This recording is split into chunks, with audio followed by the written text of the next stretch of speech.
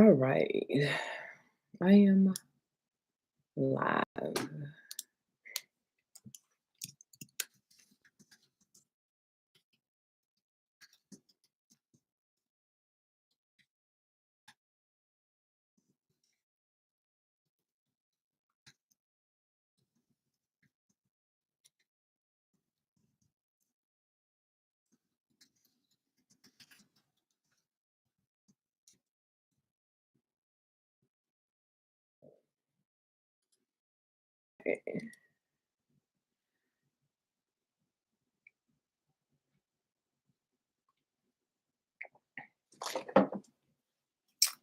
All right.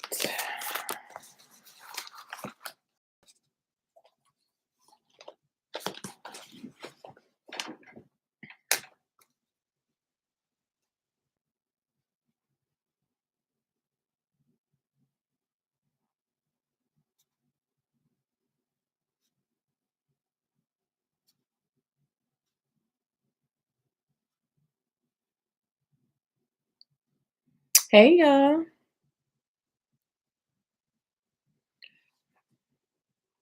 Come on in the room.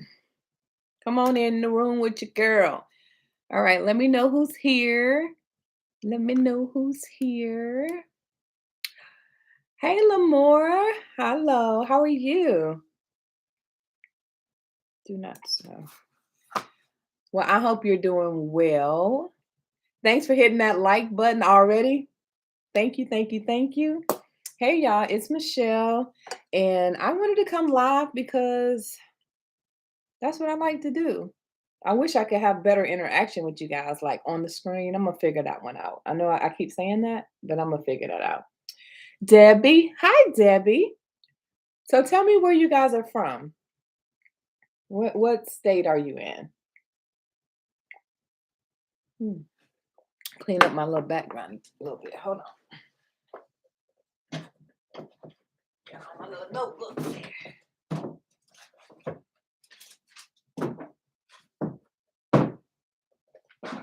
All right, so Callie in the house. All right, Miss Callie. Lamore, where are you from? What state are you in? I'm in the great state of Tennessee, but I am originally from Michigan. Hampton Diva. Hey, all right, Texas. I have a niece in Houston. Are you close?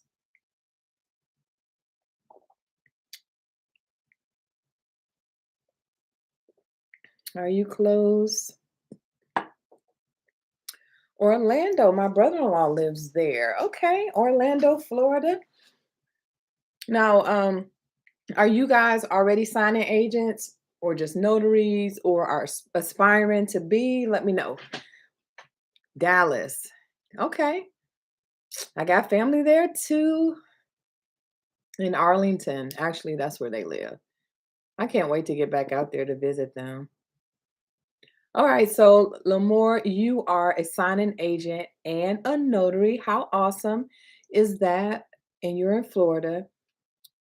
You are aspiring, Debbie. That's awesome. That's great. This is a great place to be if you're aspiring to be. Now, Miss Lamore, oh, I was going to ask you. So, are you officiating weddings at all in Florida? Because you can do that in Florida. That's a whole business in itself. Huntsville, Alabama. Whew, you a long way from home, girl. Huntsville. Oh, congratulations. So, Debbie, you are from California. So you got an exam that you have to take just to be a notary, right? So is that the test that you're taking or the NNA? I'm assuming you're notary. So no, how?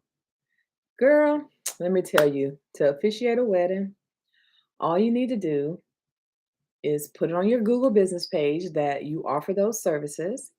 When they call you, they're gonna like, look, I don't want a real wedding. We just want to get married um at home. Can you come to my house? Can you meet me at the library? Can you meet me at the beach? All you gotta do is say, do you take her to be your wife? Do you take him to be your wife? You got rings? Go ahead and exchange. All right, by the power vested in me, you is married now. You can kiss your bride. Sign their little paperwork. Well, get your money, then sign their paperwork, and hopefully they'll live happily, happily ever after. I mean, I'm just saying. But you can make that a whole business.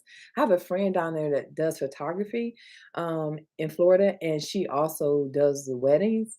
$6,700 package, $1,500 for an hour is money in being a wedding officiant. If you're okay with doing that, because you would only really be doing the civil ceremony and not a religious ceremony, right? So yeah. Who else is in here? Hi, Lexi. Hi, Lexi. I knew you was gonna. I knew you was gonna be on here. I just had a feeling you was gonna be on here today. All right. Yes, Lamore. I'm telling you, it's the easiest, quickest money that you can make. People will call you in December, like, look, we trying to get married before the 31st because we trying to file joint taxes and we just get married for tax purpose. Not just get married, but they wanted to get married before December 31st so they can file their taxes as joint. So, all right. All right. Hi, Stephanie. I'm gonna see you Thursday. Right? Am I gonna see you Thursday in the JourneyShip session? Lexi gonna be in the JourneyShip session on Thursday. Y'all, I'm ready. Like, I'm ready. Y'all know my thing, right? What God has for you is for you. Come get it. I'm telling you, I'm so hyped up about Thursday. Y'all, let me tell y'all. I know it's only 8 of y'all on here, but make sure you hit the like button if you one of those 8 people one of those 4 people that hadn't hit that like button yet. So, all right. So I know my last video, well, I just posted one today, but before that, I did a video about, I was like in a whole mood. I was like, to be honest, I had a bad day the day before. It was seeing some things going on that I was letting bother me, and I just was not myself. So I had to take a few days to kind of snap back, listen to Les Brown, listen to Coach Stormy. Like, y'all, I'm like, Coach Stormy, get me together all the way. Like, I'm all in my Coach Stormy vibe right now. I'm telling you, if you don't know her, a lot of people don't like her because she's just one of those straightforward sisters, but I'm from Detroit, so I'm used to that. And that's kind of the pep up that I need, right? I can listen to Les Brown and Steve Harvey and Tony Robbins and all that, but Stormy just get me together. Like, what? What is you doing? Like, you don't let nobody steal your joy. So I'm in a whole different headspace right now. So I apologize about that last video. It was real though. You know, sometimes you need that person to talk to. Sometimes you need somebody to talk to. When you're so used to lifting everybody else up and motivating them and providing them with this information, and you're getting phone calls and emails and text messages all day long from, different people needing help. It's like, I need some help me, right? So sometimes you feel like that. So thank you for those who reached out. Lexi, you reached out, was like, hey, if you ever need to talk, I'm here. I appreciate that. So I really do. All right. Oh, Lamore, you like Coach Stormy too? I'm telling you. She get me together. I don't even know her. If I'm feeling a certain kind of way, I don't care which one it is. The first one that God put in my playlist, I put it on and I'm like, you right. You all right? Yeah, I love what she said. If you hanging around 4 other broke girls, you the 5th broke girl. I'm like, nope. I'm gonna read y'all some of my things I do. All right. I just wrote down a whole bunch of different ones, but I do affirmations, and I'm gonna tell you I'm telling you they work. I get on my treadmill, I talk to God. I'm like, I am amazing. I am a multimillionaire. Money flows to me effortlessly.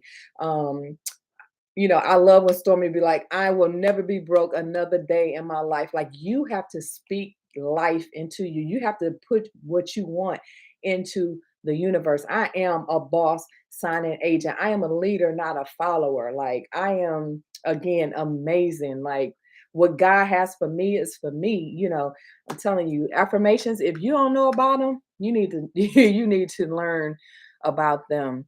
Definitely. Y'all see this? These are, you see all that? That's just page one. You see all that? Like, I am wise, I am enough, I am fulfilled, I'm gonna go get what's mine. I'm telling you, y'all, do it. If you are not doing affirmations in the morning, in your car, on the way home, when somebody piss you off, I'm telling you, excuse my French, I'm sorry, but I'm just being real. Do those affirmations. It is very, very, very helpful, at least to me. Now, I don't know, some people pray. I pray too, but them affirmations, and when I'm on my treadmill and I'm doing those affirmations, I am talking to God. I'm like, God, you are the Alpha, you are the Omega. It is only because of you that I am. Everything that I want, wants me, right? Coach Stormy said that. Everything that I want wants me. God, I am open to receive all that you have for me.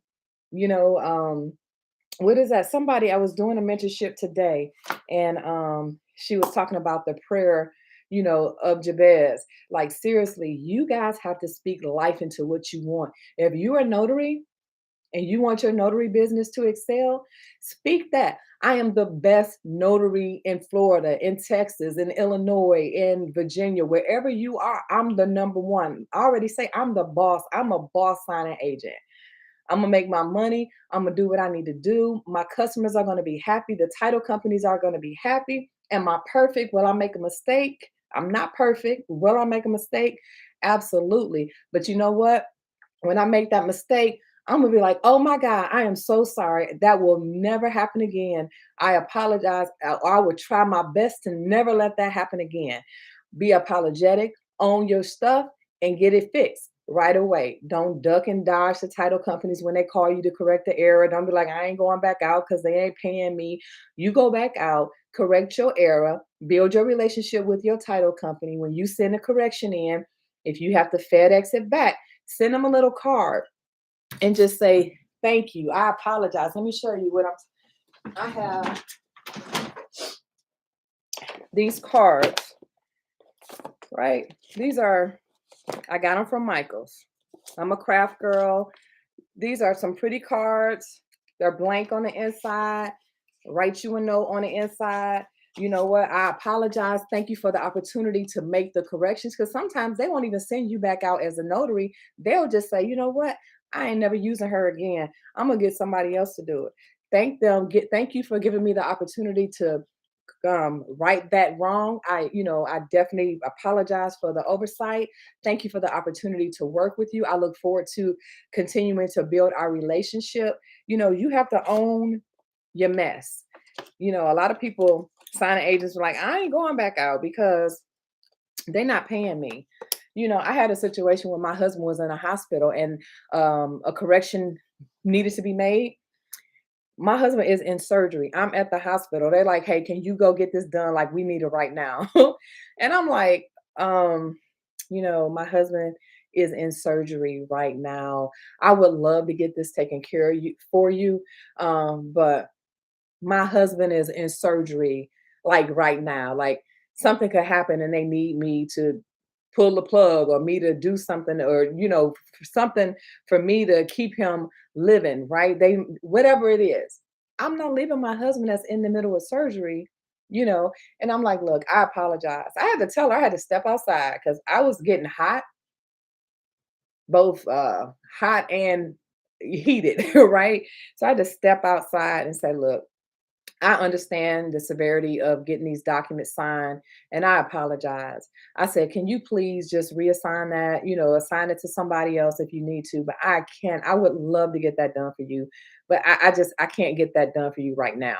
And I apologize, and I'm like, go ahead and reassign it. So me, I'm telling her, well, if you want to go ahead and reassign it, that's like, take me off of it. You ain't even got to pay me for what I did. Just assign it to somebody else. And then she sent me an email saying that they did reassign it to somebody else, even saying, hey, I hope everything goes well with your husband's surgery or whatever. And then I responded, oh my God, thank you. That means the world to me. I really appreciate it. I apologize again because I know how imperative, it is. And this is all in my email, right? Because you want to continue to build those relationships. You want to be the preferred notary for that title company, whether you're, especially if you're on signingorder.com, when those orders come through and you accept it and you think you got it, they're looking for their preferred notary. They may send that order back out again and may raise the fee. And you like, I already accepted it at the lower fee. Now they're raising it. Okay, I'm gonna accept it. And you can accept it 10,000 times. They're waiting for one of their preferred notaries to take that order. Um, so become a preferred notary with your signing, your signing services. I'm telling you, attitude, communication, quality work, promptness, um, all of that is going to get you to be a preferred, that's going to help you become a preferred notary. All right. So in the beginning here, I said, welcome to the chat. Ask me any questions that you have. Lovely Dime, if you are still here, I have okay. I have four printers. Two are the same. This one is the Brother 2750. It has a feeder on it so that you can scan your documents. I suggest a 2750 or a 2710 if you can find, if you can't find a 2750, go with the 2710. If you can't find a dual tray printer as a new notary, this is going to work fine for you. You're going to be able to scan your documents back. Great. If you go with the 6200 back there, that's the Brother, the dual tray 6200. It doesn't have a scanner on it. You're going to pay $319 if you get it reasonably, or $600 or $700 if you get it from somebody that's trying to just take your money. But people are paying it, and that's why they're charging that. This dual tray printer again is great. If you have if you have a system other than Mac, right? My iMac, my MacBook, my iPad, none of that prints like it's supposed to. The legal size pages get cut off. I don't know what I'm doing wrong. If somebody's in Tennessee and want to come to my house, I will pay you to fix it. But other than that, um, definitely get a Windows-based computer or laptop to use with that printer. My third printer I have is a Brother 2390.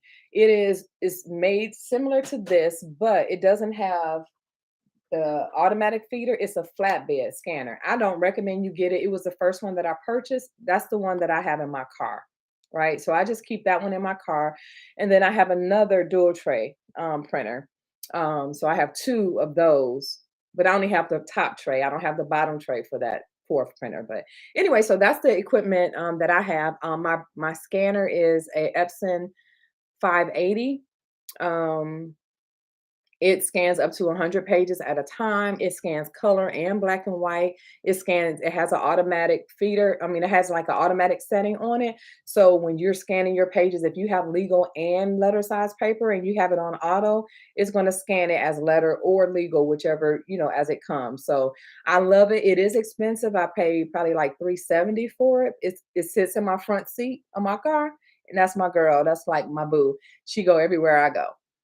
So yeah, it's great to have a scanner in your car because it allows you to have the flexibility to take more signings. If you take a signing, you got to come home to scan the documents from that signing, and then you got to go back out to another signing, come back and scan documents. It's wasting time. You could have taken an extra signing that day if you have the scanner in your car. When I have a scan back, I come out to people's house before I start my car up. I put my GPS onto my next location. So that way that'll get going. And then I put my papers in my scanner. And as I'm driving, my documents are scanning, so then when I get to the next location, I can go ahead and upload the file to the portal, the sign and service portal, and they have their documents, right? And then I'm on to the next signing. Just that easy. So that's again Epson 580. All right, let me go back and see if I missed any questions. Excuse me, y'all. All right, so let's see. Uh, Hampton, did you watch my video I just posted before I went live? You need to watch that. I'm nervous because I work two jobs and don't know where to start. I have not found a laser printer. Office Depot, Staples, they're starting to get those back in now. People are starting to get their income taxes and stuff back. So and they're able to buy their notary supplies. So it may become a little harder to find, but go online, Office Depot and Staples for sure. Sometimes Best Buy has them.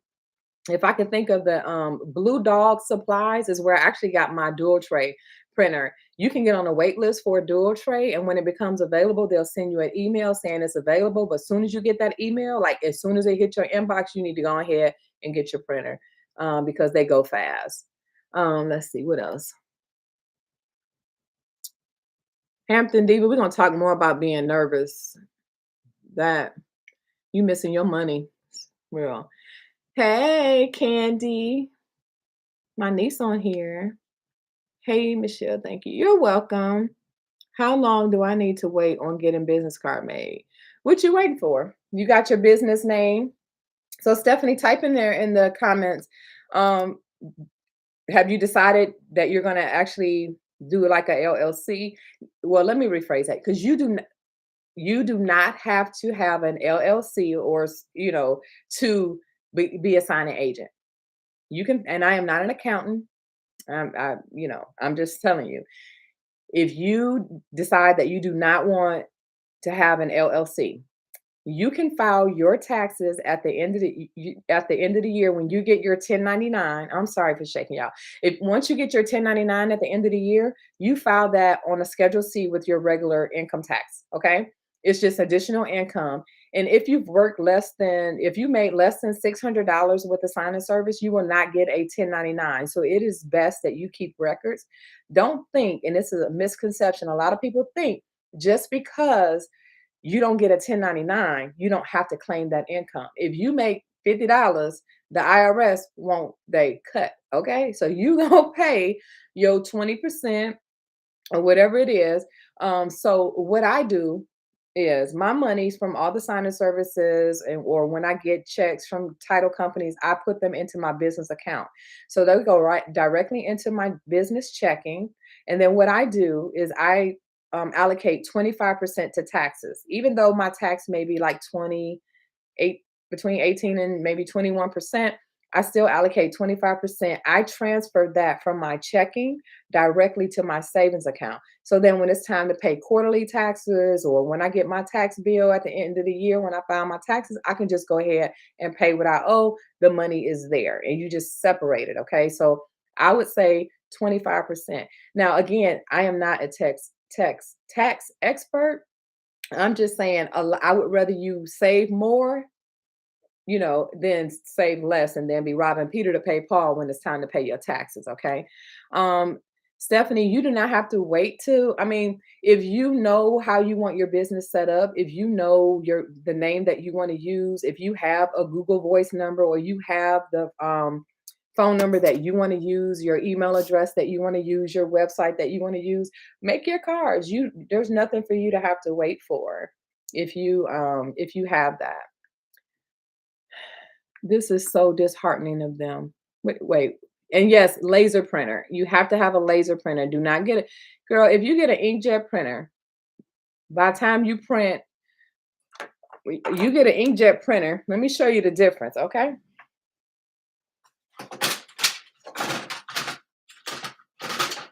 Inkjet, inkjet printer cartridge, laser printer cartridge. How long you think you're gonna print documents? Like you may print half of one set of documents with this inkjet. You can go a long time if you're using a laser printer. The toner lasts a very long time. So do not do not purchase um do not purchase an inkjet. It has to be a laser, okay? And another reason, not only the fact that the toner lasts longer, but inkjet, the main reason why you can't use that is because it smears. When the laser printer prints, it dries, that heat dries it, and so you don't have to worry about it smearing. So when they go to scan copies or make copies of it, they don't have to worry, about the ink running. So that's why you definitely want to get a laser printer. Let's see here. Hey, Vanity, sisters connect in the house. All right. So, what type of scanner do you use when you're okay? Yep. So, I answered that, Annette. So, that one is the Epson 580 DW 580. Telling you that's my boo. I love her. All right. Very informative. What happens if the signer writes the wrong date and Scribble. Girl, don't you let nobody scribble nothing on none of your papers, okay? All right, now, but if that happens, because it has, and I'm like, I freak out. When I see somebody, I'm like, no, I say, stop. You know, if you see that they made it, if you're watching them like you should be doing anyway, and you see that they put the wrong date, say, you could say, just 1 second, and then say, do me a favor, if you can just one line it, like just put a line through it. And sometimes what I do, if they seem a little, like they don't understand what I'm saying, I will get the pen and I would draw the line through it, and then I would say, go ahead and initial the date, initial where we messed up, and go ahead and correct the date.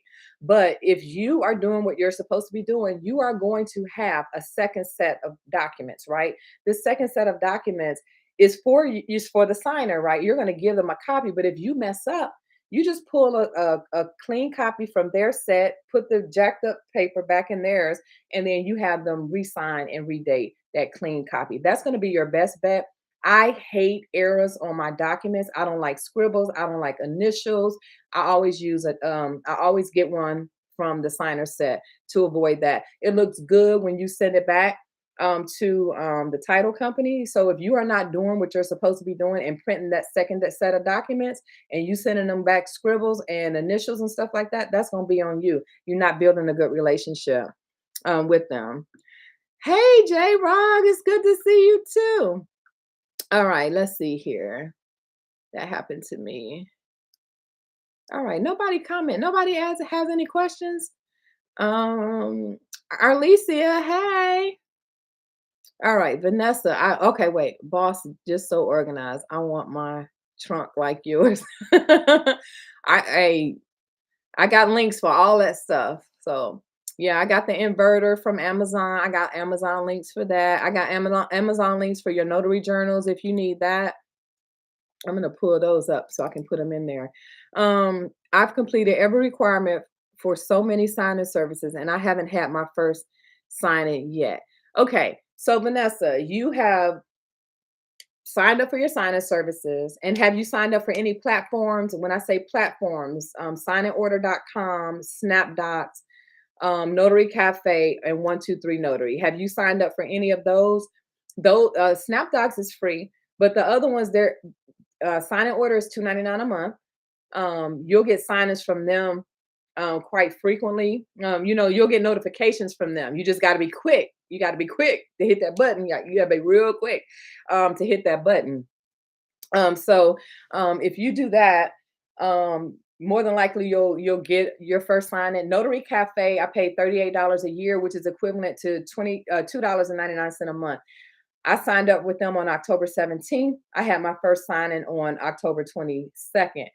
So and if you don't know, a sign-in service is you sign up for this for the sign-in service, and what they do is they have hundreds of title companies that use them, and they'll say, "Hey, I have a sign-in on Monday. Send it out," and then it goes out to all the sign-in agents in the area, right? And the first one that usually clicks on it is usually the one that gets it. With sign in order, though, a lot of the title companies have preferred notaries, and that's why it's important to build those relationships. Because if you become a preferred notary, then when those when those notifications come out and you hit it, you may actually get the sign in. But again, platforms, not only does sign-in services use platforms, but if you sign up like with Notary One, like 123 Notary, Notary Cafe, what happens is, a paralegal, an attorney, insurance company, a title company that's not set up with sign-in services may call you and say, "Hey, I got your profile, your information off in 123 Notary or Notary Cafe. Can you do a sign-in on this particular day?" And most of it, I don't think I've ever got a scam call, but there are people out there that will get you to do sign-ins and they won't pay you. I think there's a Facebook group for deadbeat sign-in services or something like that. I'm not part of that. I'm not part of that group. But it is available. Yeah, if you hold on. I am going to post two things in here. So I posted, if you need accounting software for your notary business, right? It's going to keep up with your signings, your mileage, your notarial acts, your invoices. I mean everything to do with your notary business, your expenses. Notary Gadget is a great resource. It's $100 a year. Remember, everything that you do with your notary business that you pay money for, you save your receipts because you can write that off on your taxes. Even if you don't have a LLC, there are some things that you will be able to write off. So still keep your receipts. Talk to your tax professional and just say, hey, I don't have an LLC. I'm doing this to earn extra money. What things can I write off? And they will tell you exactly what you can write off. The note and the journal that I put in here, this journal is an integrity journal. It's 14.99. It is the journal that you need as a notary. Okay. This journal is everything because all these are those notarizations that you're going to end up doing, and you can just put an X by them as opposed to writing out 8 to 13 different. Okay, I did an affidavit, I did a jury, I did a deed, I did this, right? If you know, I'm trying, for some people it may be confusing, but getting that journal is going to save you a lot of time. All right. It's 14.99. I put in my affiliate link. I don't it's not extra for you if you decide that you do want that journal and you use it. It will give me like 2 cents. So I appreciate any support that you can provide to me. Okay.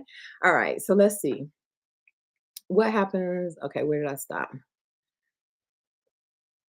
Stephanie, you are welcome. Do all direct loan signings from title companies always print out docs for you? Not always. The most of the time they will, but for me, I have a relationship with my title company where sometimes she may say, Michelle, I got to sign in. Can you do it? It's in an hour. The person that was they were going to come to my office, but they can't, and I need you to go. Can you print the documents out for me? Absolutely, I can print those documents out for you. And they may even give you more money to print the documents. But for the most part, though, they will print out all the documents for you. So if you just stop by the title company, pick them up, go get the signing done, and then bring the documents back to the title company once you're done with them. So it just depends on the title company. But I would say 90% of the time, yes. Yes. All right, let's see here. All right. I've completed every requirement. Okay, I'm sorry, y'all. I would like to have a dual tray laser printer with the scan. If you find a dual tray, yeah, you're gonna pay some money for that probably. A dual tray printer. I To be honest with you, unless you're putting that dual tray printer with the scanner in your car, which is gonna be super big, I would buy a portable scanner.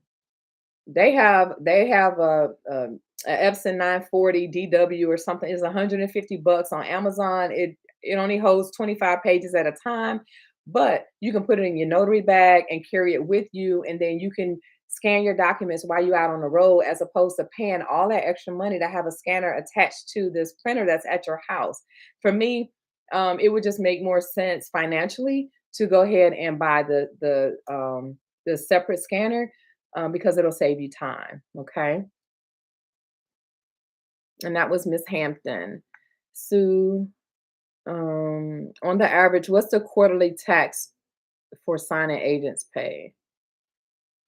That's gonna I can't answer that, to be honest with you, unless you're a little bit more specific. But um, when you're paying taxes, if you're paying quarterly taxes, you can do an estimate. Like, I talk to my accountant and he knows what I make, right? Because I show him my notary gadget, which is perfect for. And another reason why I use that notary gadget, I can print reports, my profit and loss statements, my sales, my 1099s. You can print all those, and it's just easy when you go get ready to go do your taxes. You don't have to have all these million of receipts and all this. You print out that um, law loss pro- the I can't even think of it now. I just said it, the profit and loss statement, and take it to your attorney. But quarterly, if you say you made, I don't know, just say you made $1,000 from you made $1,000 from notary work, and it's February, March, right? First quarter, you want to go ahead and I would pay them 250, right? I would just pay them 25%. I would rather you pay more than pay less and then end up owing, right? So and if you don't pay your quarterly taxes, if you don't pay quarterly, if you have an LLC or a business, then there's fines that you get for not paying quarterly taxes. So talk to your attorney about, your tax professional about how much you should be paying quarterly. Okay. It's good to see you too. All right. Hey Tia, I told you Sister Connects isn't. Yeah, I'm in a podcast, right? So I don't know if y'all saw it. We just did our first one, and we were just ask these other questions or whatever. But it's gonna be so dope. I hope y'all join in. It's Sisters Connect podcast. So um, I'm gonna drop somebody Tia, one of y'all. If y'all on here, can y'all drop the link to the podcast so that they can join in or to our YouTube channel? Y'all gotta join our little YouTube channel, our little YouTube. Y'all got to join our channel so y'all can make sure that you guys are on our next live that we do. Can you put the names in the chat? The names of what? The printers? Is that what you want? 2750, brother. Is that what? I hope that's what you want. 6200. Epson 580 is the scanner. All right, let me see here. Nicole, when you say put the names in the chat, were you talking about the names of the printers? All right. Do signing services and an attorney state just give you loans without an attorney involved? Um, I um I have mentees in Georgia who work with attorneys as a witness. Um,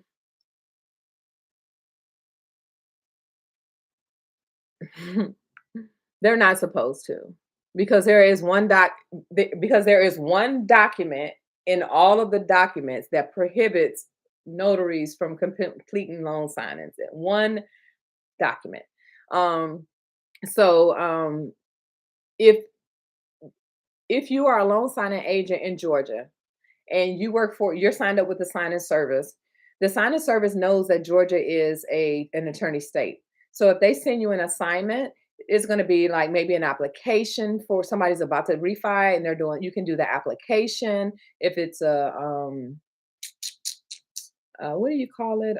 Reverse mortgage application. You can do any of the applications. You can be a witness, but for the most part, to do a whole loan signing, for no. But what I was going to say, if it's somebody's in Georgia, but they live in Tennessee, right, and they're going to do a refi, a signing service can have any notary in Georgia perform that closing because the property is in Tennessee, which is a non-attorney state. So you can do loan signings for out of state. As long as the state that the property is located in is not an attorney state, then you can do those signings. But if you're in Georgia, I would definitely link up, find an attorney, and see if you can do some witnessing for him. Sign up for signing services because they're still going to send you work, but it just may be an application. My Nia, she is a mentee and actually a friend now, and she's in Georgia, and that's what she gets. And she's been getting a lot more lately, so I'm excited for her and for anybody that's in Georgia. Just sign up for those signing services. The signing service, okay. Thanks for the clarity on the signing service versus platform. Oh, you're welcome. Oh, you're gonna learn a lot in the next 5 weeks. I'm excited. The companies I work with have nobody has asked me to do a new W-9 because nothing changes on my W-9. So I don't know why they would ask you for a new one because for those of you who don't know, a W-9 is how they pay you, right? It has either your name or it has your company name on it. For me, it's going to be my EIN because I have a business. So it's going to have my business EIN. It's going to have my my signature and a date. So I'm never required. I have not been required to fill out a new W-9. So, J Rock, I'm sorry I missed your question. All right. And thanks for answering that silence with Shannon. I appreciate that. You're welcome. Thanks for using the link. If you do use it, I really appreciate it. Do you think it's good to take the loan signing agent class within it? Absolutely. No matter whose training you take, my JourneyShip, loan signing system, notary to notary, notary pro, you cannot be a certified signing agent without going through the NNA. Take their course. Make sure you take the notary essentials. It's important. Invest in yourself, guys. I'm telling you, please invest in your education. You can watch a million YouTube videos, and that's great. Please watch all my videos. Watch the commercials too. I'm just saying, you can watch all the YouTube videos you want too. But until you get a mentor, until you sit down with other signing agents, um, until you actually get into some kind of training course, and I'm not pushing you to sign up for anybody's training. The more you know, the more you grow, right? The more you know, the more you grow. You got to invest in yourself. That's why I was talking about earlier. A lot of people just want to become notaries so that they can be signing agents, but they don't want to know how to do the notary work. You don't I see so and if you do this, yeah, I'm talking to you. But I see so many people that's already a signing agent and they don't even know how to fill out a jurat or an acknowledgement. You don't know that you have to put the state of Tennessee, the county where you are actually signing the documents need to be in that county section. You don't know how to fill out on this blank day of blank before me blank you know, that's general notary work. Like I teach a little bit of it in my JourneyShip section. We're going to go over how to attach um, acknowledgments and jurats to loan documents. But I'm going to teach you that. But I don't teach general notary work in my class because I feel like if you are at the point where you want to be a signing agent, you should have already done your work. You should those notary terms that's on the NNA's website for free. All that information that's on the National Notary Association under those resources. If you're not trying to find out that information for yourself and you're just constantly asking people instead of actually doing the work yourself, you're cheating yourself. Yeah, it's great to go to a YouTube video and be able to find out a bunch of stuff, right? It's helpful, especially if you're watching different people's videos, right? My mock signing is awesome, but you may not like my delivery and how I present my documents. So then you're watching somebody else's video and see how they're presenting their documents, right?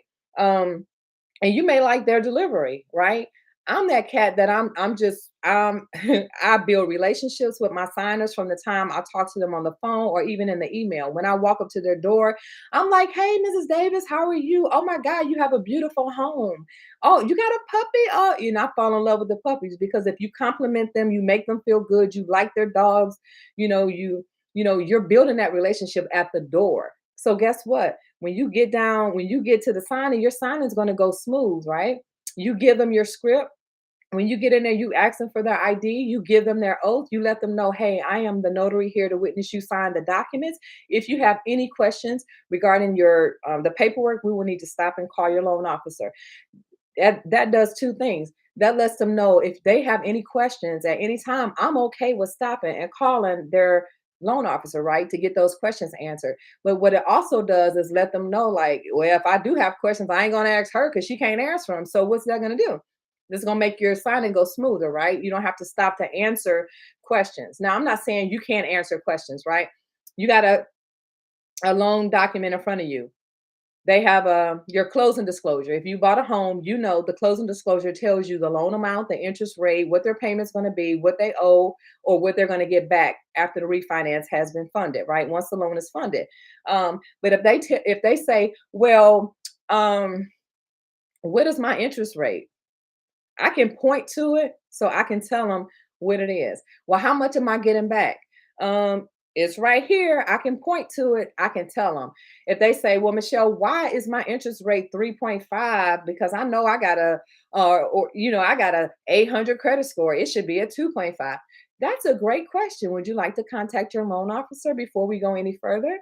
Right? So there are certain things that you can and can't ask.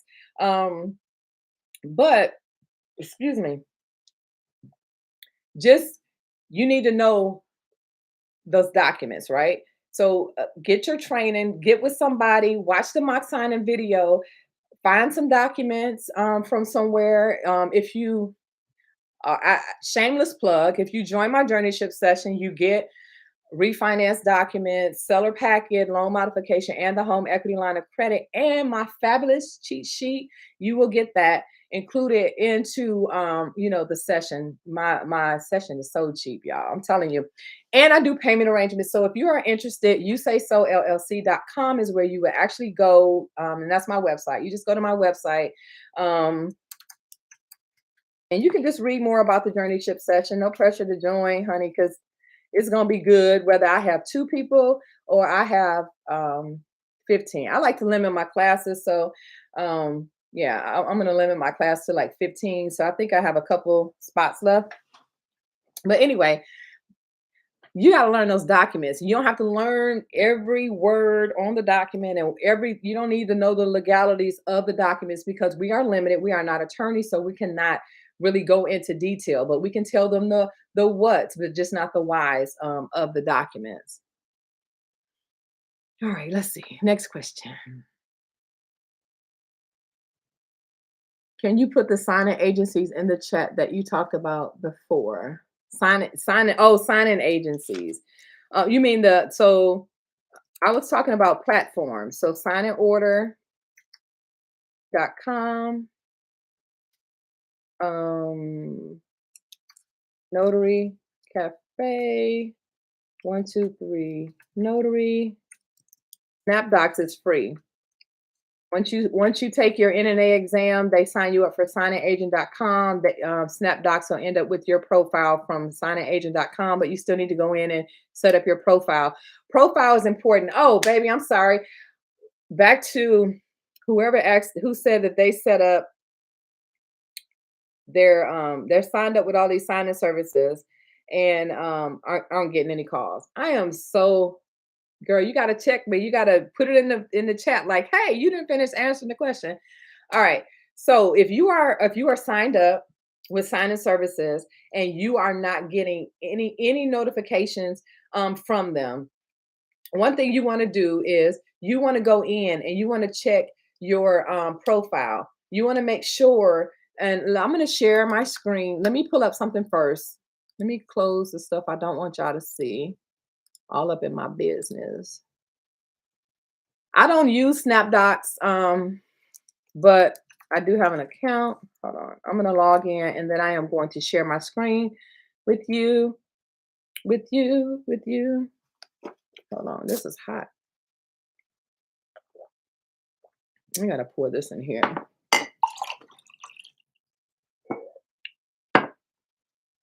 Y'all like my mug? What did it say? Dope signing agent. All right. Let me share my screen. Wait, can I share my? Oh, shoot. Why am I thinking? I'm thinking I'm on Zoom. I'm on Zoom so much. I can't share my screen with y'all. Okay. I'm crazy. In SnapDocs, or any signing service or platform that you sign up with, they're going to ask you some questions. They're going to ask you, you got to check these boxes, right? So you want to go back in your profile and you want to check your boxes. Make sure it says that you have your E&O insurance. If it asks you, do you do e-documents? Yes, you do, because e-documents just mean that they can email the documents to you and you can print them. Okay. And if they ever have a signing where the signers need to, so sometimes there's a QR code where you have to scan to see if the signers have done their portion of their online signing. And if they haven't, you need to be able to scan that code and it'll tell them that it's, their signing isn't complete. And then you have the signer go back onto their computer and actually sign the documents. If not, maybe you can pull it up on your phone and have them sign it. But I've never had where they have to actually use my phone. They either log back into their computer and finish their e-signing, or they've already completed it. So you want to check all your boxes. right? Make sure, again, E&O insurance, you want to make sure you can do signature. If they ask you about, all the different documents, you want to go ahead and, yep, I do those, I do those, I do those. Because if you don't, you will, right? You want to go ahead and check those. The most important is your actual profile. Um, profile, dang, did I leave that downstairs? All right. Profile meaning um my profile that I have, vaccinated, certified, or no, what does it say? Vaccinated, NNA certified loan signing agent. Right? So I don't care about sharing my vaccination status. Some people do. It's not some people's business. I understand. However you feel about that. I'm putting that I'm vaccinated because I feel like I have a better chance of getting a signing, right? Because I'm vaccinated, right? So vaccinated NNA certified loan signing agent with 5 years of notary experience. But the main thing that you want to put, especially if you're new, because you don't have 5 years of experience, but you want to tell them this because the signing service, when you're doing a profile, this is the thing. They want to know, they don't care about you having 20 years of customer service and being top in your job and you the peak performer every year. They don't care about that. What they want to know is, are you going to get my documents back to me in a timely fashion? Are the documents going to be clean, right? No ink residue, no black marks on it. Are you going to get all the signatures? Are you going to get all the dates? Are you going to get all the initials? Will you stamp where you are supposed to stamp? Are you going to sign your name on the notary commission location? Are you going to put your notary expiration date, commission expiration date, or are you going to put today's date by mistake? Because a lot of new notaries do that. So when you are filling out that notarial wording, right? And they say on this day, on this 27th day of February 2022, personally appeared John Doe, right? So you're gonna put their name, and then it tells you notary name, notary commission expiration date. Are you gonna put February 27, 2022, or are you gonna put your commission expiration date? Whatever it is on your commission certificate, whatever it is on your notary stamp, that's the date that you put there. And a lot of new notaries, and it's not that they don't know their expiration date, they're so nervous they mess up, right? Are you going to get their documents scanned back? They want their documents scanned back within 2 hours. But you took two signings, both of them are on the other side of town. You live 40 minutes away. You got to do both of your signings and get back to the other side of town and scan your documents back to them on your scanner that's in your house, right? So now your first signing, your documents are late and they need those documents right away. One of the things I teach in my JourneyShip session is, about our responsibilities, right? If you don't get the signature, if somebody is selling a house, somebody's buying a house, right? That's how it works. Somebody got to buy it for you to sell it, right? So if you're doing the seller's part, and you get everything, notarized or you think you got everything notarized and you scan those documents back, you have to scan those documents back immediately because what happens is they're waiting for those documents so that they can go ahead and fund the loan, right? So the seller can get his money and so that the buyer can now, because he's done his part. So now the buyer is sitting outside the new house with a U-Haul and a moving company waiting to get his keys. But guess what? They can't get their keys because you messed up and didn't get a signature, a date, or initial on those documents. And now somebody's pissed because they can't move into their house and say the seller is gone to work. They can't sign the document. So now what do? Right? Title is pissed. They pissed at you. And then the buyer that's buying the house, now he has to pay for the U-Haul for an extra day, probably have to pay for the movers for an extra day. Now they have to pay for a hotel room, probably for the movers, right? And then they don't have nowhere to stay, so they need a hotel room. You see what you done did? It is imperative. And I know people say that they're scared, but if you do the work, if you check your work, when I give somebody a document, here's some documents right here. When I give somebody a document to sign, I give them that document to sign. I get it back. I look at it. I flip it over. Next document, right? That's my first check. When I finish, I'll be like, hey guys, that wasn't bad, was it? No, that wasn't bad at all. Okay, awesome. Well, guys, give me just like 5 minutes. I just need 5 minutes. I want to double check these documents because y'all cool. I like talking to y'all. I love your little dog. Your house is beautiful, but I ain't coming back. Like, they don't pay me to come back. And I'll tell my signers that because, again, that's a relationship and a rapport that I build with them. But they don't pay you to go back. So if you're not double checking your work when you are there, then and you were like, okay, well, I don't want to stay any longer because you probably first signing maybe an hour, maybe an hour and a half, and you feel like they don't want to wait. They would rather you go ahead and double check those documents than you have to inconvenience them later on by coming back to get another signature, right? And again, you having to print documents again. So you're wasting paper, you're wasting ink, you're wasting gas and mileage, and you ain't getting paid to go back. Do it right on the front end. Double check your documents. If you have to triple check your documents, make sure. And how are you going to know whether you miss a document or not, is a signature or not, is because you are going to get some kind of document training before you go out there, right? You know, I mean, you can't go out there blind. I'm sorry. Some people are like, I just wing it, I just wing it or whatever. And if I mess up, then they tell me where I need, and I just go back. Go on and get blacklisted if you want to. And blacklisted is a thing in the notary world. They will stop using you, okay? Oh, thank you, J Rod. Thank you so much for all the help you've given me. Your training was so helpful. Yay! I appreciate that. Will Ron be coming to your state in 2022? How do you feel about Ron? I just did a remote signing.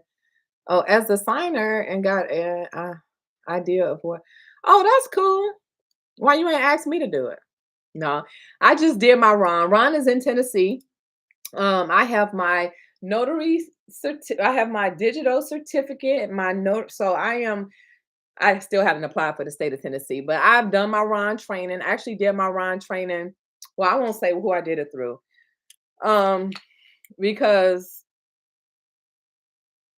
I could have no comment. YouTube is awesome. I'm just gonna tell you that. All right, but I'm glad you had that experience. I would like for you to share that Ron experience in the training on maybe not this Thursday, but in one of the 5 sessions. I'm going to ask you to share that experience with them. I've never done it, um, but I'm glad you had that opportunity. You guys are welcome. Where do I take the test to be a loan signing agent after online training? So once you do your online training, Sue, you're going to go to the National Notary Association, which is nationalnotary.org. Um, nationalnotary.org. That's the NNA website.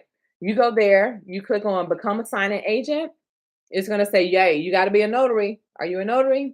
You click yes, or you click whatever button applies. And then they show you these 3 packages. One's going to be $70, one's going to be $189, one's going to be $259.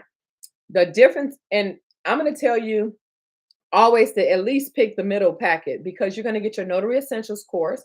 You're going to get the the signing agent course. You're going to get your exam, your background check. You're going to get a downloadable study guide. Now, when I signed up, I went for the biggest package because I was doing this on my own and I just wanted every resource. If you go with the biggest package, you're going to get this loan document source book. You're going to get this book, right? And so in this book, it's going to give you a whole bunch of different documents, right? So each one of these gray tabs, it may be like a refinance, a home equity line, reverse mortgage, loan modification. So these are all different documents. It's a great resource if you like to have a book. So if you want that book, pay the $259, get the biggest package. This is the study guide. It used to come in the actual book, but now it's a downloadable study guide. So now you got to pay. You got to print it all out. But this study guide is going to help you pass your exam with the National Notary Association. It's awesome. You see my little things. I do use this. Okay. And then while we're talking about books, this does not come with it, but you can purchase it at the time that you purchase your packet. This is optional. This is the primer. This is Tennessee Notary Primer. It tells me all my notary laws. The only thing I don't like about this book is that it's a book. When there are amendments that come out, they don't automatically appear in this book. You have to print them. So if you want to save yourself $30, because it's $20 for the book and $10 for shipping, go to your state's website, the Secretary of State's website, click on notary laws, like type in notary laws. It's going to bring up all your notary laws. Open the PDFs, send it to you or save it to your desktop, send it to your email, and then you'll always have the notary laws. And then you can print them at your own leisure. That's going to be the best way. And then you can always go to your state website to check up on updated notary laws. And the NNA's website also um, updates the notary laws as they, it's not like, okay, every week there's a new. No, it's only when an executive order has been issued or they come out and pass some new law. So always just be checking. Always be checking. You're welcome. So I hope that answers your question, Sue. National Notary Association to get your certification. Hey, Monique, is notary is is a notary usually needed for any documents during tax season? That's a great question. I think if there's an affidavit needed, something from the IRS, then possibly, yeah. Um, Girl, I'm gonna have all y'all Sister Connect podcasts gonna be notaries. Okay, we need a little extra side hustle. So, and they're all in Michigan, y'all. So yeah, you may need. So probably rarely does a tax person need a notary, but I'm sure at some point everybody's gonna need a notary for something. Do I need a business website email specifically for them to send me the documents? No, you can use your Gmail account, whatever email that you're using for your business. They're going to send you the documents, or you're going to get your emails, your correspondences. A lot of times, some signing services will only put the documents on their website. So you'll have to log into their website to actually download from their platform. So you won't always get the documents in your email, but sometimes you will. Hey, Michelle, it's Monique. I know that's you, girl. I had no idea there was so much information to learn about becoming a notary. Thank you. You're welcome. I hear it's been really slow in January and February. Are you experiencing? Yeah, it has been. It has been slow with everybody, coming back off of the holidays. Interest rates are starting to inch up a little bit. So it has been a little slow, but I have been meeting my goal, my minimum goal at least. So that's awesome. So that should tell you that things are picking up.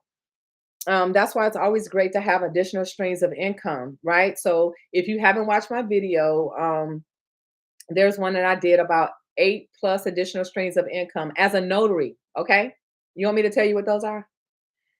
If you do, type yes. I'm not gonna say it if you don't type yes. So nobody wants to know. I'm not gonna waste my breath. All right. I hear it's really been slow. Some people get married before tax season yep, they do. People get married before tax season so that they can get those benefits of being married. So yeah. So if you are a wedding officiant, then just be on the lookout for those December calls like, hey, can you marry me today? We're picking up our certificate tomorrow. Can you marry us? And they'll say, can you just sign the paper? I'm not just signing nobody's paper. I'm like, do you really want to marry her? Do you want to marry him? All right. You got rings? All right, what you got? Let's marry you then. All right, let's see here. Some people get married before tax season. Yes, I would love that. Thank you. You're welcome, Monique. What was the name of the podcast? Oh, Monique, do you mind putting the link to our YouTube channel in the comments so that they can check out our podcast? Um, I know it's thank you, Monique. Monique's gonna post it, talking something to death. She's gonna post it, the podcast in there. Y'all check it out. Um, bear with us. It's our, first time for all of us doing a podcast. I know I can run my mouth all day on my YouTube channel, but it's a little bit different when you have all the other different personalities on the podcast and we're talking about a subject that we're passionate about. So I hope y'all, we got some good stuff coming up. I hope y'all tune in. I'm telling you, it's gonna be fly. It's gonna be fun. And we want interaction too, and your like real feedback. Like, don't just tell me what you think. I want to hear. Like, seriously. All right, what else? How much money do you need to start the notary business out of your home? All right, so for me, I probably spent $1,200, right? I'm a little bougie. I have to be honest. Like, I like the best, right? My husband, like, if you need it, get it, right? I wanted that scanner. It was $369, right? But I wanted to have a scanner in the car. Get it. But do you need a 369 scanner when you're first starting? No. You can get this printer right here for $200. It has a scanner on it, right? So this is going to be your most important purchase. Um, if you can't find it on like a marketplace or somebody selling it or something like that, and you have to buy it in the store, I think I saw one the other day for 189 online somewhere. I think it was Office Depot. I think it was a 2710 though. But anyway, you can get a printer. So I paid about $1,200. But again, I got a printer, I got a scanner. I had 259. I got the highest package for the notary. I bought paper, like a case of legal, a case of letter size paper. I got my little fancy pens. I got folders. Um I just got everything out the binders. Like, I got extra stuff. Those little sticky things, these little flags, those things expensive. They like $10. So I bought a bunch of those.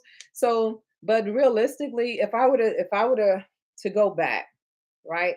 And I have a list somewhere about signing about your things that you need. You can to be honest, I'm thinking maybe 800. If you don't go like I did, maybe $800, right? Unless you get everything on sale, you get donations, you find marketplace, for your printer and your scanner. If somebody in the chat has know of ways to get discounted office supplies or printers and stuff like that, please share that information because it can be a little bit expensive, but it is a great investment. So I'm going to tell you, my first year I lost money, right? I invested more than what, like, I didn't just do the basic, right? So I ended up losing a little bit of money after my expenses, right? Of course, I got money, right? But when I added in my expenses outweighed the money that I made for the first year. In business, first couple of years, you really don't make money. But for me, it was that first couple months, the first couple months, because I've made money ever since. But it's always going to be imperative for you to keep track of your expenses. I cannot say that enough. Your everything that you spend on your notary business. You buy a pencil, you buy a pen. You cannot write off your gas if you're going to write off your mileage. Mileage is going to be way more because you get 54 cents per mile if you write off your mileage. So if you're going to write off your mileage, you can't write off your gas receipts, right? But keep everything because you can write that off at the end of the year. So what happens is I ended up losing money, right, for my first, because I started in October, right? And so I just had October, November, and December. For those 3 months I lost money, because again it was only 3 months. I had just started and I was only part-time, but I was able to write my loss off on my taxes and I got more money back on my taxes. So you know, it weighs itself out. Don't screw yourself on those taxes. Take your money out, put it aside now, okay? All right, let's see here. All right. Tuesday will be 7 weeks. Any idea what may be taking my commission so long? Or I don't think you're impatient, but they're using the excuse of COVID. Did you call? Like, see, I would probably call and just be like, where my certificate at? Can I come down and get it?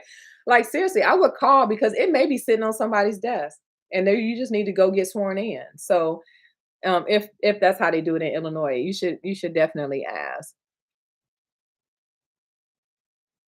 All right. Can you put the website?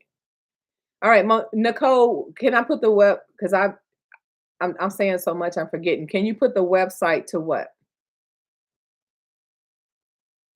Monique, where you at? Why you ain't post this podcast yet?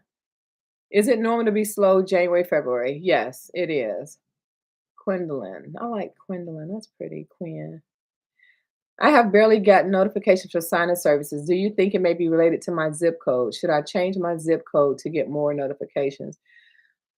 Um, mm, it could be that they don't that they're the sign-in services that you're signed up for may not have work as much work in your area right now. With the with there's so many new sign-in agents right now. Um, I would the sign-in services that you normally work with, if you're not getting the notifications like you used to, I would reach out to them and say, "Hey, um, I'm Michelle. I'm one of your notaries. I love working with you guys. I just seen a slowdown or influx of assignments. Just want to know, um, can you check to make sure I'm still active in your system? Like whatever you need to do to talk to whoever you can talk to, right? Just to see. They may have, went to preferred notaries, and that's why you may not be getting as many notifications. So I'm not the person that's going to tell you to sign up for hundreds and hundreds of sign-in services, but I would get with a notary or a signing agent that's in your area that's doing the same thing that you're doing and say, hey, what signing services do you work for? Now, there's going to be some people that don't want to share that information because if you sign up for the same signing service that they sign up for and y'all in the same area, you may get their work, right? I hate when people say that. What God has for you is for you. The more information and knowledge that you share and give to other people, the Lord is going to bring that back to you. I train people in my neighborhood, in my state all the time, and I don't worry about not getting a signing because I'm blessed. So, y'all start sharing that information and help somebody. You never know that the person that's asking you for that information may be in a homeless shelter. They may not even be able to feed their kids. So them getting that one signing may be the difference between them getting evicted from their home. Like, y'all stop being stingy with that information. If y'all know somebody, share. Hey Teresa. Okay, so she said 1100. So I ain't the only bougie one. No, I'm just kidding. I'm not gonna tell you to change your zip code though, Quinn. You can add zip codes. Like if you go on signorder.com and pay that $2.99, you can add additional zip codes to the areas in which you are willing to travel to, whether it's 50 miles or whatever. You may not want to travel 50 miles, but if you put in a zip code that's about 50 miles away, at least it'll give you an opportunity to accept or decline. You may haven't gotten a signing and may be like, okay, I'll drive that 50 miles, right? For the signing because I haven't had none.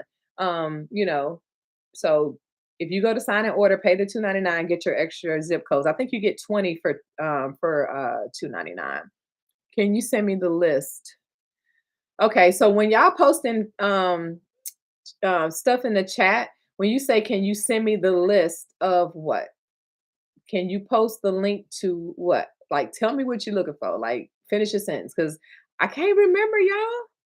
Look, once you get over 40, some stuff start going down, and my memory is one of them, okay? All right, let's see here. I've been enjoying the presentation. I am enjoying this presentation. I worked in the mortgage industry for 18 years. Can I just take the test for sign and notary, or do you still need to take for the class? If you sign up and if your state allows you to just go in and get your notary commission without taking a course, you can do that. If you want to be a signing agent and you don't want to take the NNA's training, you will not work for a signing service. If you are a notary and you are friends with somebody that owns a title company or works for a title company and they're like, girl, we need a notary to come in and do these loan documents. Can you come in and sign them? You don't have to be a signing agent if that title company is going to allow you to notarize the documents. But you set yourself up for failure. You set yourself up for lawsuits if you don't know, because just as easily as they can use you as a notary, you fail to get a document notarized right. You don't get this affidavit signed, or you don't check the ID. Like there's a lot of different things that go into doing a loan signing other than just stamping, right? So if you're not prepared, you don't know what to look for, you don't have the proper insurance, then you're setting yourself up to be sued. And so take a class, please. Who do you call? Call the Secretary of State. Now, see, I know what you're talking about because I was just, but yeah, call the Secretary of State and say, hey, y'all got my notary commission laying around. Can I come down and get sworn in? I would do it because people get lazy at those offices. All right. For Lex, has the same issue in the state of Michigan, waiting forever for my commission. I tried contacting someone everywhere I could, but girl, you know you ain't getting nobody in Michigan. Detroit ain't playing with y'all. They ain't answering no phones down at the city county building or wherever you got to go. All right. All I could do is wait and be mad until my commission got to me. Don't be mad though. I truly believe that everything happens for a reason. If God is delaying that certificate for you, it's something that you need to be doing in that time. So while you're waiting for your commission to come back, learn your notary laws, learn your um notary terms, learn how to complete an acknowledgement and a jurat, watch some videos, go to the notary National Notary Association and go over their website, look at some of the lawsuits that have been posed against other notaries for certain things. Go to the American Association of Notaries and just look at some information. There's so much information that you can go ahead and start checking out. Start working on your Google business page, right? If you know that you're going to set up a business, or you want to you as a notary, you have to have a Google business. When I say that, I mean it's imperative to your business because you want to get reviews from everybody that you come across. You want to get reviews. And so you want them to go to your Google business page or your Yelp, whatever you want to use, but you want to get those reviews because that's how you're going to get your business. And that's how you'll keep your repeat business as well. And so usually I try to, every time I have a signer or something like that, I usually will, and I have not really been doing that as much lately, but I'll ask for a review. So how did everything go? Oh, it went great. All right. Well, do you mind leaving me a review on my Google business page? I'm an independent, I work independently. So that's how I get my business. Oh, Michelle, absolutely. sh- Let them scan your QR code. That's going to take them right to your Google business review link so that they can go ahead and leave your review right there before you even leave, or text them your link directly to their phone, right? They say, hey, what number do you want me to send it to? Who's going to do the review? All right, thank you. And let them leave your review. It's imperative to have that, a business, a Google My Business page, if you're going to be in this notary industry. All I could do is wait. Hold on one second. Monique, did you post the link to the podcast or did I miss it?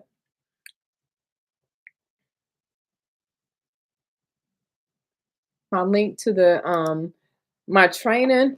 If you can just go to YouSaySo LLC.com and it's the JourneyShip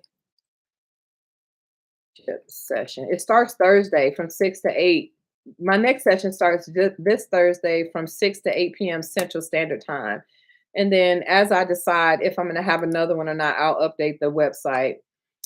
Do people take 20-year-olds? What?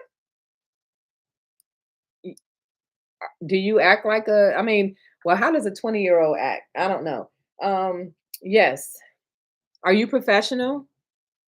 Are you going to go in there acting like like a teenager? I mean, I don't know. I don't understand that statement there because there are some 20-year-olds that's way more mature than some of us 40-year-olds. So, if you go in um, confident about what you're doing, yeah, you always want to control the situation, you will be okay. So yes, they're gonna take you serious, Miss 20-year-old. God, when I was 20. Over 20 something years ago. Type steps for starting my tie. Oh, steps for starting your notary business, please. Girl, I got videos on that. That's a lot. That's a lot. You gotta check out one of my videos on that. The name of the printer behind you because I didn't get the chance to write it down. Girl, y'all so lazy. I don't want to scroll. Both of them are brother. So the one here, 2750, and the dual tray is the 6200. All right, you got it. All right. I hate to hear. Did you finally get? Oh no. Okay. You're a natural. I like to talk. I'm passionate about being a signing agent, a notary. Oh, wait, let me stop for a minute. Okay, for y'all who have not hit the like button, you can't say that everybody hit the like button because it's 32 people on and it's 30 likes. So if you have not hit the like button, go ahead. It is your opportunity to do that. Please do that for me, guys. Okay. You did post it, Monique, so I need to go so I can post it. Where's Monique's? Dang. Where is the link? Talking something about Monique. I had no idea so much. When did you post it? I don't see it, Monique. Can you post it one more time? And then I'm gonna post it so I can find it. Yeah. 3 months to get your commission? Good Lord.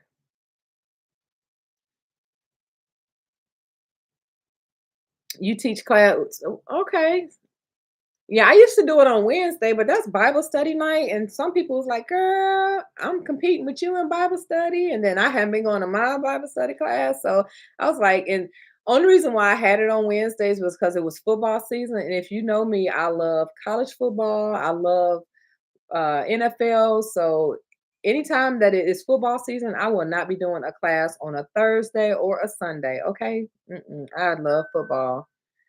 And then while football's not going on, I'm like having withdrawals. So then I record every New England Patriot game. And so I'll get to go back and watch all the games. So I get that. Oh, you teach line dance? Where are you, Teresa? I want to come. Mm. How do I get an EIN? And when should you get it? You would get an EIN number, irs.gov EIN. It takes 2 seconds. You're in Ohio. Okay. Dang. Oh, maybe if my group, if we do our trip to Ohio, maybe we can come take your class. That would be fun. I'm gonna have to get with you, Teresa. Um, EIN. So I would suggest everybody get an EIN, whether you have an LLC or not. You can just register as a sole proprietorship, get you an EIN number, even if you're just working under your name. You need an EIN number because if you're signing up for hundreds of signing services, do you want to give hundreds of signing services your social security number? No. So you want to go ahead and sign up for an EIN number. The only thing is that if you sign up for an EIN number today and you haven't decided whether you want to have an LLC or not, and later you decide that you want to have an LLC, then you'll need to sign up for your LLC and you will be assigned a new EIN number, which means that you will have to go back to all 100 of those sign-in services and update your W-9. Okay. It's not that bad, but for those of you who sign up for hundreds of sign-in services and you only work for two, I didn't sign up. I only worked probably for maybe 4, maybe 3 platforms and maybe 3 sign-in services, if that. So, I'm not gonna be the one to tell you to sign up for 100 sign-in services because 'cause you'll waste your time signing up for sign-in services that don't even have work in your area. That's why I always say find a notary or signing agent in your area and say, "Hey, what sign-in services do you know that work in this area, or which ones you know that don't work in this area?" Or have assignments. Before you sign up for them, you can call the sign-in service and say, "Hey, I was interested in signing up with your company. Do you service my area? Do you ever have sign-ins in, in Tennessee, in Middle Tennessee, Illinois, in Texas, Dallas, and you can ask them, and they'll say, "Oh no, we don't service that area. We only service the East, coast, or the West Coast." So I would call before I just spend hours signing up for all these different sign-in services. I hit the like button earlier and always follow you. You pray for me. I need prayer. Thank you. I'm serious. I need that heartfelt prayer. I love the way you always put God first. Thank you. I'm calling in the morning. Yeah, calling in the morning, Lexi. Do you suggest getting an LLC first? No, no. Um, if you are new in this business My suggestion to you would be to work the business, right? As a notary first, then as a signing agent, and see if you like it. Some people spend all this money and invest all this time. They sign up for the LLCs. You put in the cart before the horse, right? Because what if you don't even like being a signing agent? You don't like driving all over Timbuktu to get a signing. You don't like having to wait to get a notification to get a job. You know, you don't like going in people's homes. You don't like working at night. You know, whatever your hiccup could be, you want to see if it's something that you actually like doing before you invest all this extra money into the business. The great thing about buying a printer, right? If you get in this business and then you decide that you don't want to get out, you want to get out the business, any notary group you go to, you post the printer for sale, somebody gonna buy it like immediately, right? So that's something that's tangible that you can always sell and get your money back. For notary supplies, if you decide that this is not what you want to do, other than your stamp and your journal, you'll be able to sell those items if you decide that you didn't want. But for here in Tennessee, if you sign up for a LLC, every year there is an annual report that's due, and the annual report is to state any changes, and whether there is a change or not, there is a $300 filing fee that you must pay. So if you sign up to be a notary and a notary signing agent, and you create this business with the LLC, and you absolutely do nothing with it, you don't make a dollar, who you still paying that $300. You are on the hook for that $300 at the end of the year. I just got my email that my annual report is due. It's $300 per LLC. So, and every state is different. Michigan may be $25, to sign. It just depends on where you are. So every state is different. So I would not invest a whole lot of money if until you decide that it's something that you really want to actually get into. The LLC, I am not a tax professional. I'm not an attorney. But what I can tell you is the LLC is a limited liability company. It will protect you. So I guess it depends. Um, a lot of people pick a LLC because if you go out there and you do something, for the most part, your company bears all responsibility. They can't come after your assets. However, if you pierce the corporate veil by commingling your funds, like getting your money, your business money into your regular checking account, or using your business debit card or your business credit card for personal use, then you're piercing that corporate veil, and then you can be actually sued. So a lot of people get it to keep liability off of them, their personal stuff, to protect that.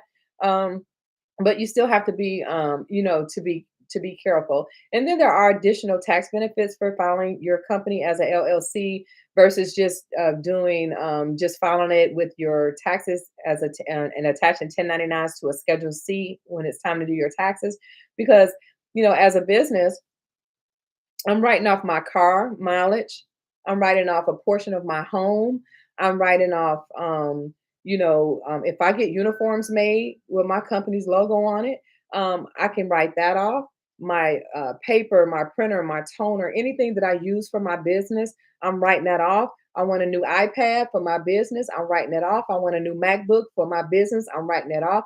I need a tripod, because YouTube, right? I get paid off of YouTube. So if I buy a new tripod, I can write that off on my taxes. I need a new ring light. I can write that off on my taxes. So there are many benefits of having an LLC that you don't always. You can get some benefits not having a business, but you would need to consult with your tax professional so that they can guide you on how to claim those deductions. All right, what else? How long if thank you, I needed to hear that. Michelle, would you say the E&O insurance offers the same protection that an LLC would, asset and legal wise? Okay. Again, I am not an attorney um or a tax professional. E&O insurance is going to, yeah, E&O insurance is going to be your insurance for your business, right? You go in and you leave your car unlocked, somebody steal the documents out of your car. That documents has that person's wire information and their voided check. Somebody goes off and steals all the money out of that person's account because of your negligence, because you left the documents in an unlocked car and they were stolen while they were in your possession. They coming after you. You're gonna get sued, and you better have that errors and omission insurance that's going to cover you. Now, um, so I would say no, the protection is probably not the same, but you want to ask somebody, you want to probably ask an attorney that for information to get a more accurate um, answer.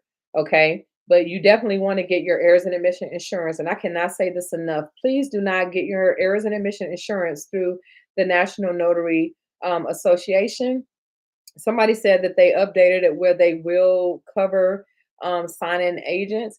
Um, but they don't cover you for everything, and I would rather pay the additional money to be covered and protected and have my personal liability than what they're saying that they cover. And I actually need to research that prior to my session on Thursday so that I'll have accurate, updated information. And that's why I said it's always good to go back to your notary laws and make sure that you have all the updated information. Me as an educator, I need to make sure that I'm updated on all the information. So I'm telling you that NNA doesn't cover, loan signing agents, but somebody showed me a paragraph where they said they do, but so I need to have that information available by Thursday. So I will be researching that. All right. So that's it. No more questions. Monique, did you? I don't even know if you're still here talking something. Yes, I did. I gotta find this. Let me go all the way back.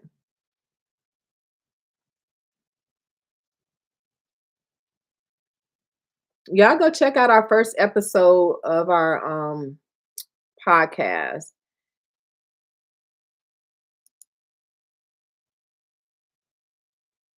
Yeah. All right. So what else did I want to talk about today? How long have I been on here? Hour and a half. Okay. My lives are usually like 2 hours long. Y'all, when you love what you do, it is not a job. I when I tell you, I absolutely love being a signing agent. I quit my job, and y'all probably saw my I quit video. It went viral, and I I was so tired of working for the man.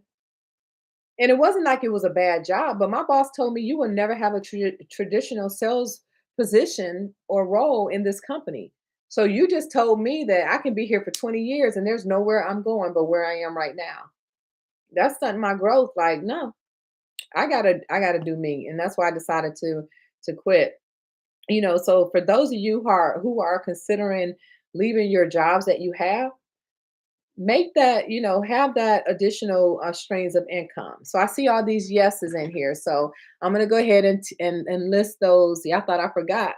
I'm going to go ahead and list those some of those different streams of income. Why don't y'all write it down? Why I gotta type everything? I gotta tell y'all and I gotta type it. Y'all listening? Y'all ready? So number one, this is I'll give you what we'll say 8 ways of making money as a notary, right? So one is really being a notary, right? You're notarizing documents, right? So being a notary, as a notary, you can in your state. So this would vary. Number two is being a wedding officiant, right? You can certain states, Connecticut, Florida, Tennessee, shoot, there's a couple other places where you can be a wedding officiant. Um, that's a whole business in itself. So, wedding officiant, you can be a permit runner. Don't ask me how to do this stuff, y'all. You gotta go. You gotta do the research. Permit runner.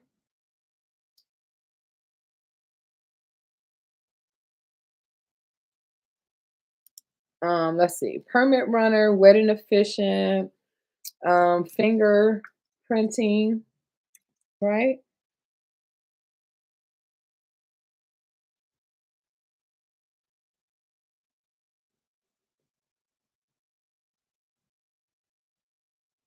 Oh yeah, go ahead and do it. Go ahead and put your the channel in there. Recommend that.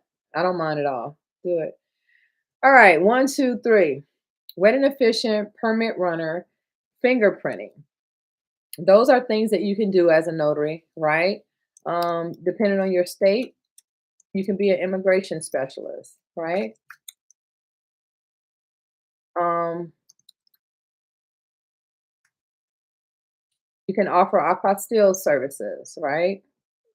That's when documents have to be sent out of the country, and there's a certain stamp that you have to use for those documents to be recognized in those other countries. And I meant countries, not states. Um, Immigration specialist. What else?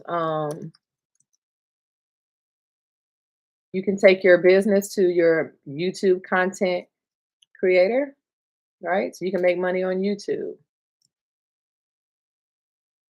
which is you get paid through AdSense. You can become an Amazon affiliate and get paid by your the links that you so just like I put that link in for my journal, right? If you click on that link, I get some kind of commit. I don't, to be honest, I don't even know how much it is, but it does help me out. So I appreciate that. So, when an efficient permit runner, fingerprinting, immigration, apostille, YouTube content creator, Amazon affiliate. Um, you can sell your own merchandise. Um, what else can you do? Oh my God, you can sign up with car dealerships to do their, for titles, right? And then general notary work in itself, you can go, how many people have hotels in the area, right? People travel, they need documents notarized. Most hotels I know don't have a notary that works in the hotel. But if you go by the front desk or talk to the front desk manager and say, "Hey, I'm a local notary in your area. If any of your clients or whatever they call them need a notary while here, here's my card." Go to every hotel in your area and say, "Hey, I provide these services. Call me. Make a flyer. Call me." Right? Nursing homes, I have a VA near me. I went in, I talked to the social worker, said, "Hey, if you guys ever need some a notary in your area or for any of your patients for any documents, here's my card. Call me." And she has called me to do that. So, nursing homes. I had somebody call me from a tattoo shop that needed something notarized, right? For, your Google business page again to promote yourself just as a notary. So every business that you ride past at some point or another, they may need a notary. Get you some little cards made and just start marketing to people. "Hey, I'm a notary." When you see somebody in the street, I made this I made a shirt, right? Because I make my merch at home, well, some of it anyway, but I made a shirt, Notary Public. I made a mask, that says, Notary Public on it. So I'm not afraid to advertise my life because this is my business and you need to work your business like you wanna eat. You think about your business like, "I got bills to pay, there's things I want, I got kids," you gotta think about that. You gotta hustle. And that's kind of why I like Coach Stormy, because when I be watching her, I be like, yes. When I'm like thinking about like, I don't want to go in that title company because they already told me once, "Girl, go." They may, and what she say, they may tell you no at that one time, but when you go back that second time, they may need you. So don't cut yourself short. Market. You gotta don't be afraid. The worst thing that they can do is tell you no. When you just like you walked in, you're gonna walk out. They told you no. Okay, well, maybe not this time, but maybe next time. I'm gonna leave my card in case you change your mind. So if you're marketing to somebody, a title company, or say you go into a title company, most time they already have a notary. So you go in and you say, hey, for an example, I'll say, hey guys, I'm Michelle, or is there, um, you say to the person at the front desk, hey, I'm a notary signing agent, a local notary signing agent. Who would be the best person that I would talk to about a business relationship or something, right? And so they'll say, oh, I'm the one that does the scheduling, because it's not always the escrow officer or the title company or the manager, right? It could be the person sitting at the front desk. So then you just say, hey, okay, well, I know you guys already have a notary, but in the event that you need somebody, like maybe they're off, maybe they get sick, they're on vacation, they die, life happens, can you put me in your rotation, right? Give them your card. I have a folder right here that I have. I need to update it, but my notary commission, my business card, my W-9, my errors and admissions insurance, my bond, my background check. I have this. So if I go into a title company and say, "Hey, I'm Michelle. I'm looking to partner with you guys. I'm a notary signing agent. I know you may have somebody right now, but if you ever need somebody or you need somebody to go, outside of your office, I am a mobile notary as well. And so the key word is you want to say that you don't want to say a mobile notary when you go into these title companies, and I'm going to tell you why.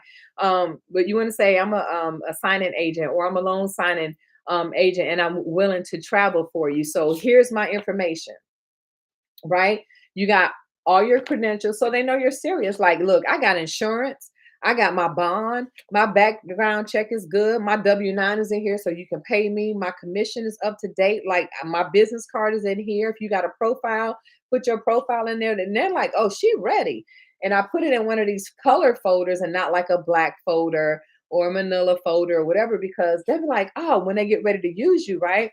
They'd be like, dang, remember that there was that notary that came in here. She had a folder. It was like that had that purple folder or that yellow folder or something like that, right? Something that they can remember. And they're like, okay. And they'll pull it out and be like, okay, I need you. Are you available? I had somebody do that. So these little, probably paid 10 cents for this folder at Staples. It was on clearance or something, and I just grabbed a bunch of them or whatever. You put your little hole punch in your stuff, put your stuff in your folder. Keep it in your notary bag. Keep one of these in your notary bag at all times. Why? Because you never know who you are going to do a signing with. People who own title companies refinance their homes, okay? People who are friends with title companies, you know, um, refinance, get their loans modified, they buy and sell houses. So you never know who you're doing a signing for. So you always want to build a relationship with those people, okay? The people that you do signings for. You never know how they can help you. They will, one guy in Franklin,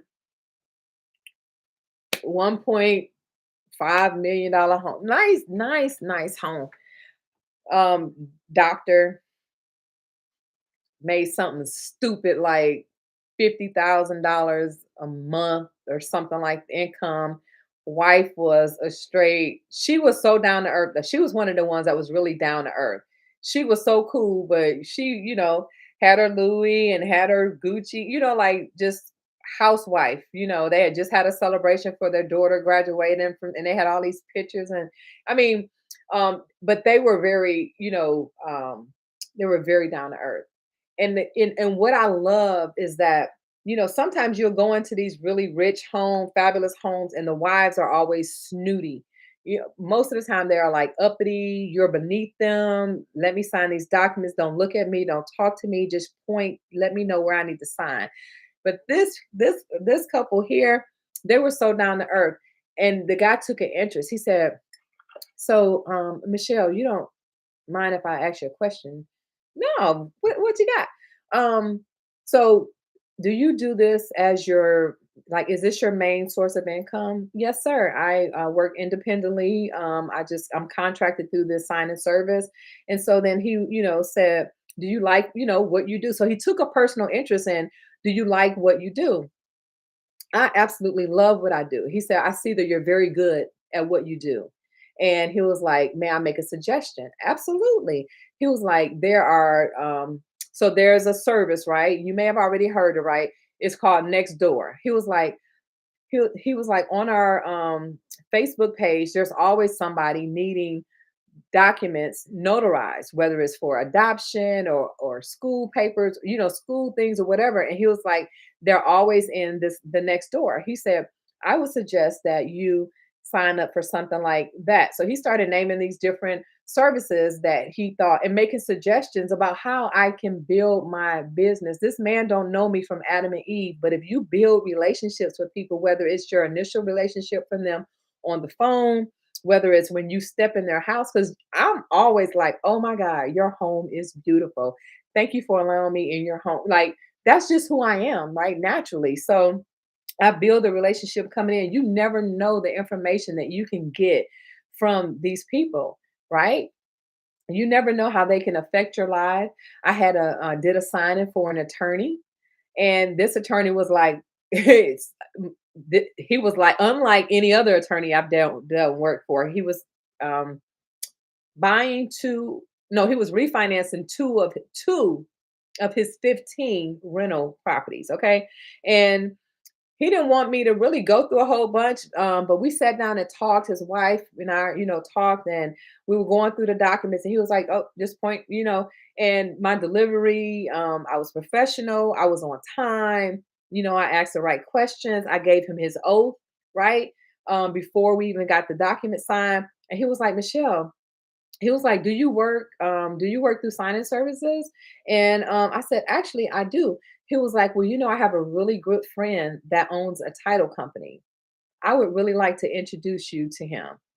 And I was like, okay, that would be awesome, right? So I gave him my business card, thinking that he gonna probably forget. The very next day, I got an email with him and the owner of the title company in an email saying, "Hey, this is the notary, the closer that I told you about.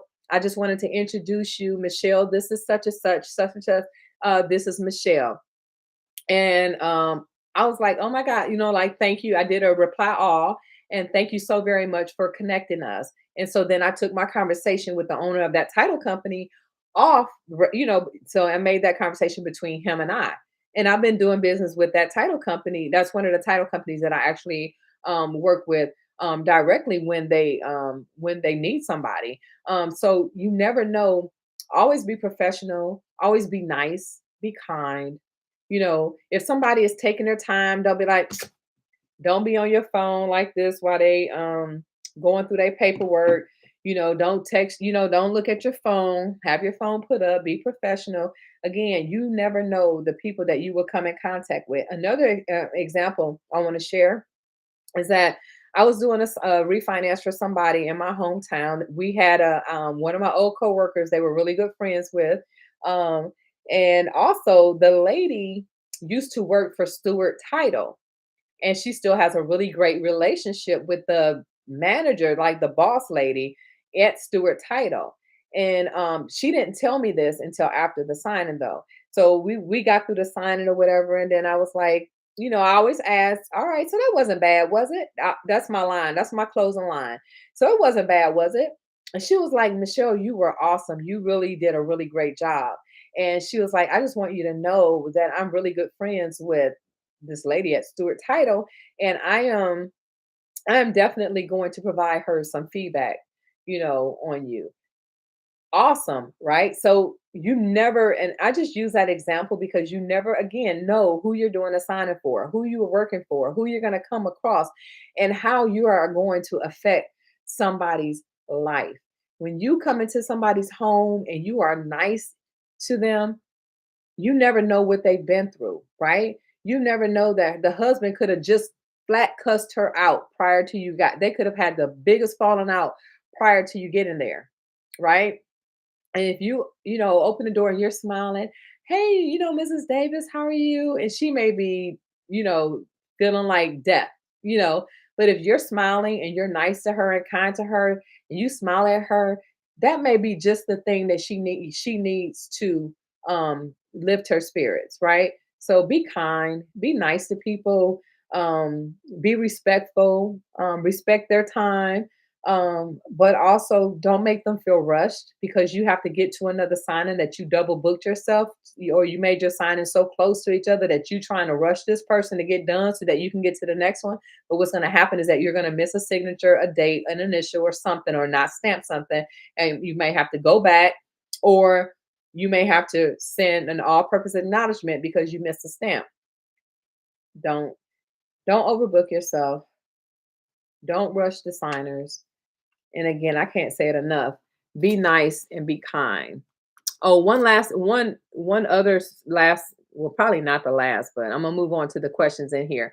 Um, I have I went to a signing, right? So here are the documents for my signing. Um, this was there was gonna be shipped back by UPS.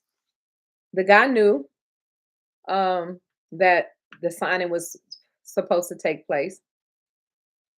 This dude's a dentist. He makes about 45,000 a month.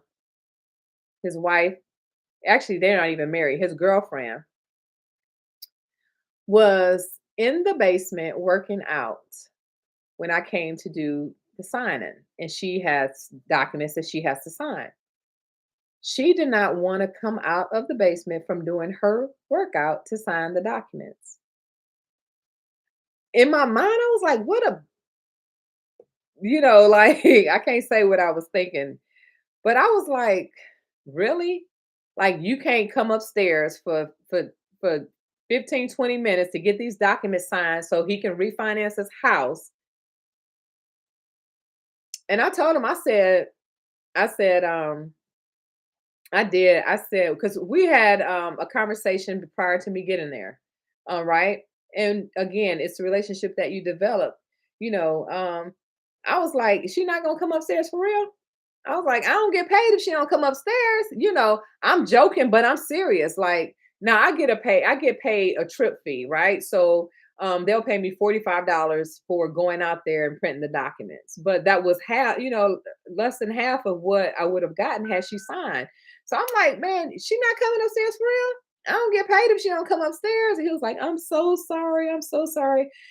She's pissed at me about something. So we're just gonna have to reschedule it."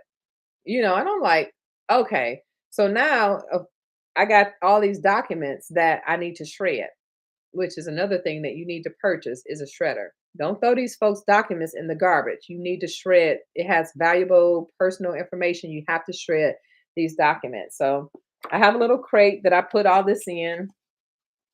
And now that I bought me a new scanner, I don't have to pay my little assistant to do it. I can do it myself. So anyway, sorry, I threw it in the box. All right, I'm done rattling. Let me see what y'all got because we're almost at 2 hours. Oh, wait, we're almost at 2 hours. It's 29 people on here. I'm gonna go through some of these questions, y'all, but I always give away a session. So y'all know I have my JourneyShip session. I'm gonna give a disclaimer, and I'm real serious about this. Um, I'm gonna um, I'm going to do a drawing today for somebody to join the JourneyShip session. Let me give you a little information about this JourneyShip session, okay? My JourneyShip session is for 5 weeks. It is on Thursday from 6 p.m. to 8 p.m. Central Time. If you know today that you will not be able to make every session, if you know that 6 to 8 does not work for you on a Thursday, do not enter into the drawing for the JourneyShip session, okay?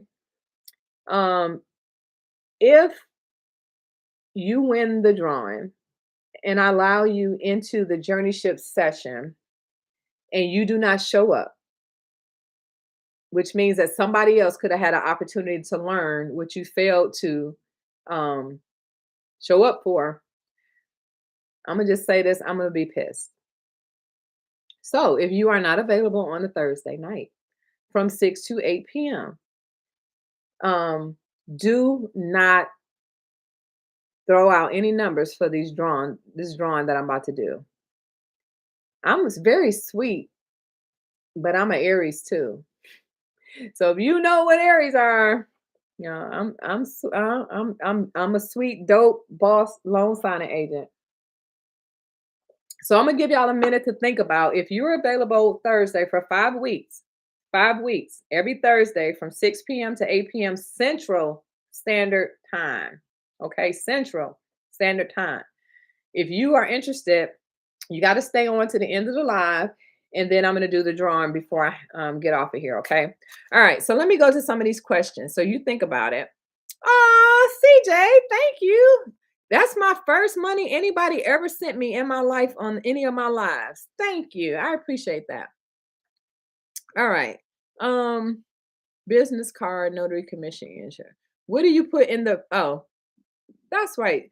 So yeah, the purple folder is the business card, the notary commission, the E&O insurance, the notary bond, the W-9, background check. So I'm gonna add to that. Can I copy and paste this? Hold on.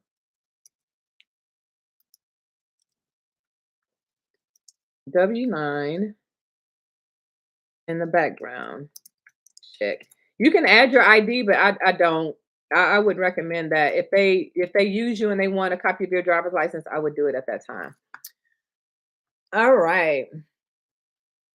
You talked You wanted to talk about why not to say mobile notary. Oh, okay, Nicole, thank you.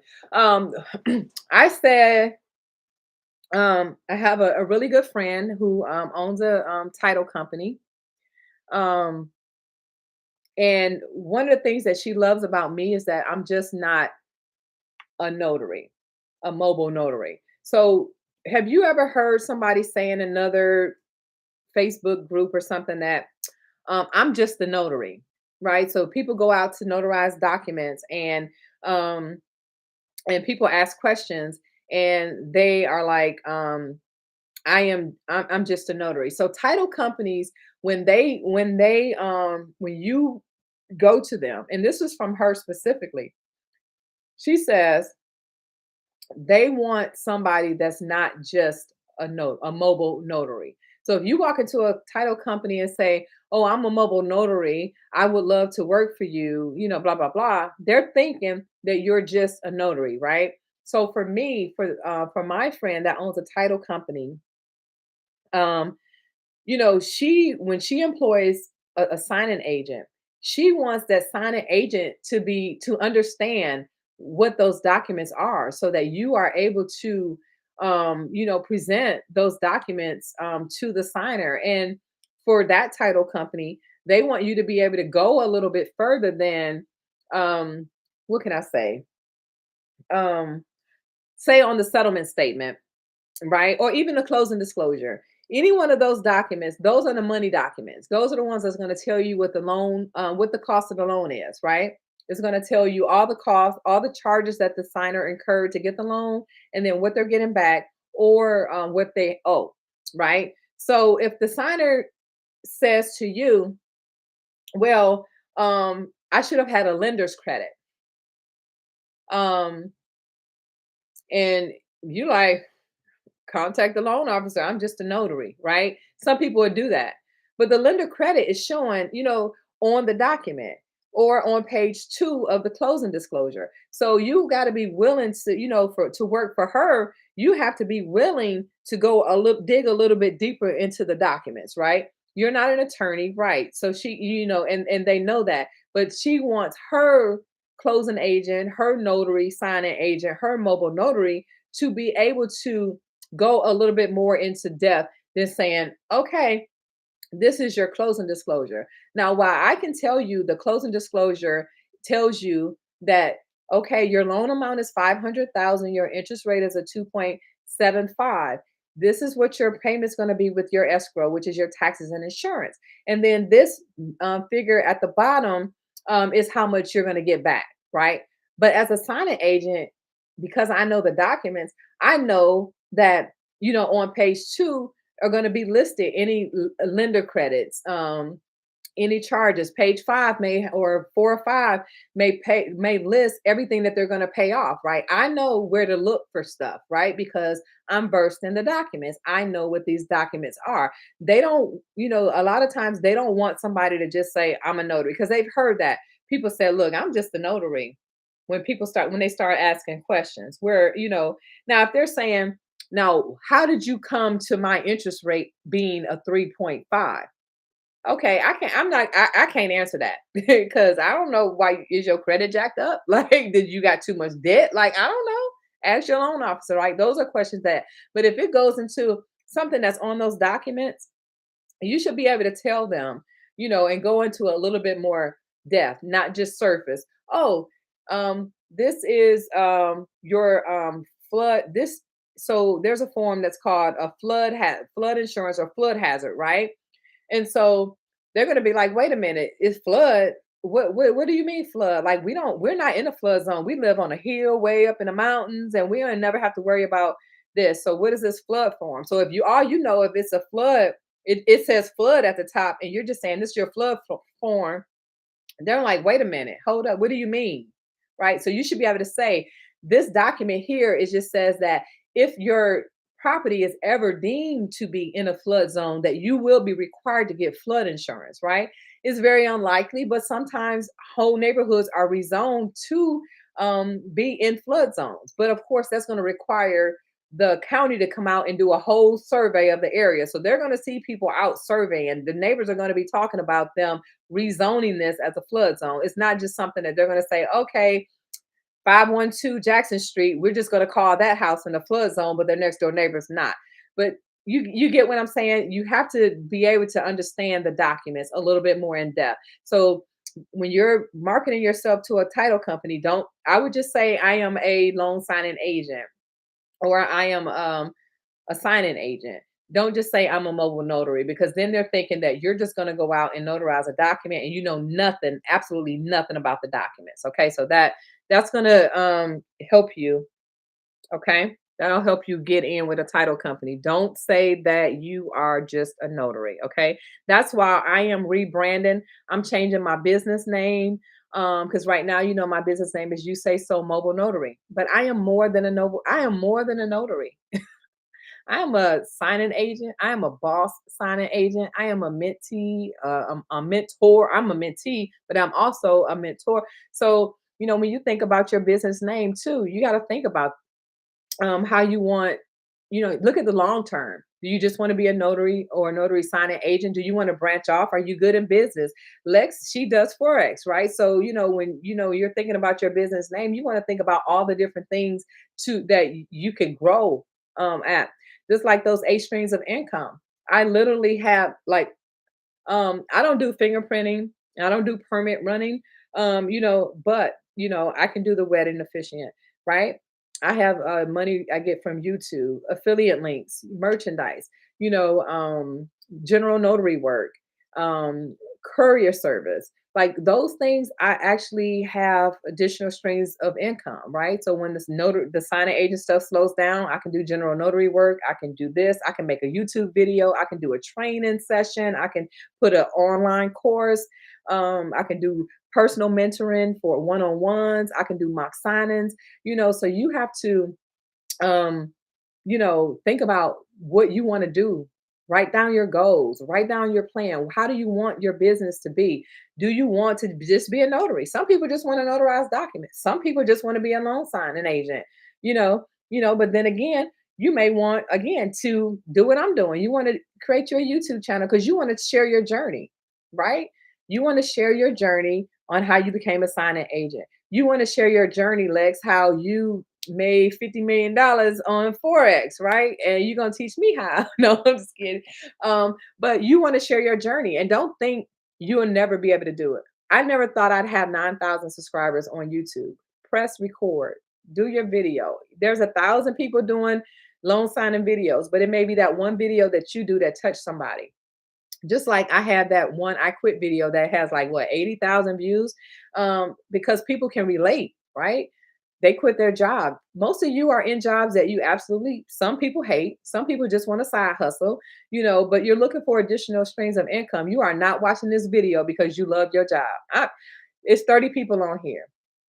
30 people, 29 are not watching this video because they absolutely love the job that they're doing. Now, some people do enjoy what they do, right? Some people do, but not everybody. All right, let's see here. Thank you, Monique. You are awesome. You're always awesome. All right, I appreciate your advice. Do you put in the purple folder? Okay, where am I? Business cards. Can you do it on a Sunday morning? Can you do what? Can you do sign-ins on Sunday if people are wanting sign-ins done? But you can notarize whenever. Most people want stuff done on the weekend because they can't get it done during the week. And a lot of time the UPS notary store, the notaries may not even be there. Okay. All right. I love that you're doing a drawing, but I can't participate this month. Have you announced when the next spot? I think April is going to be my next. No, May. I think May may be my next session. My birthday's in April, so I don't know if I want to do a session around it. We'll see. I can make every session. Do, do, do, do, do, do. All right. Those bold tiles can shock. Oh, those bold titles can shock signers. Yeah.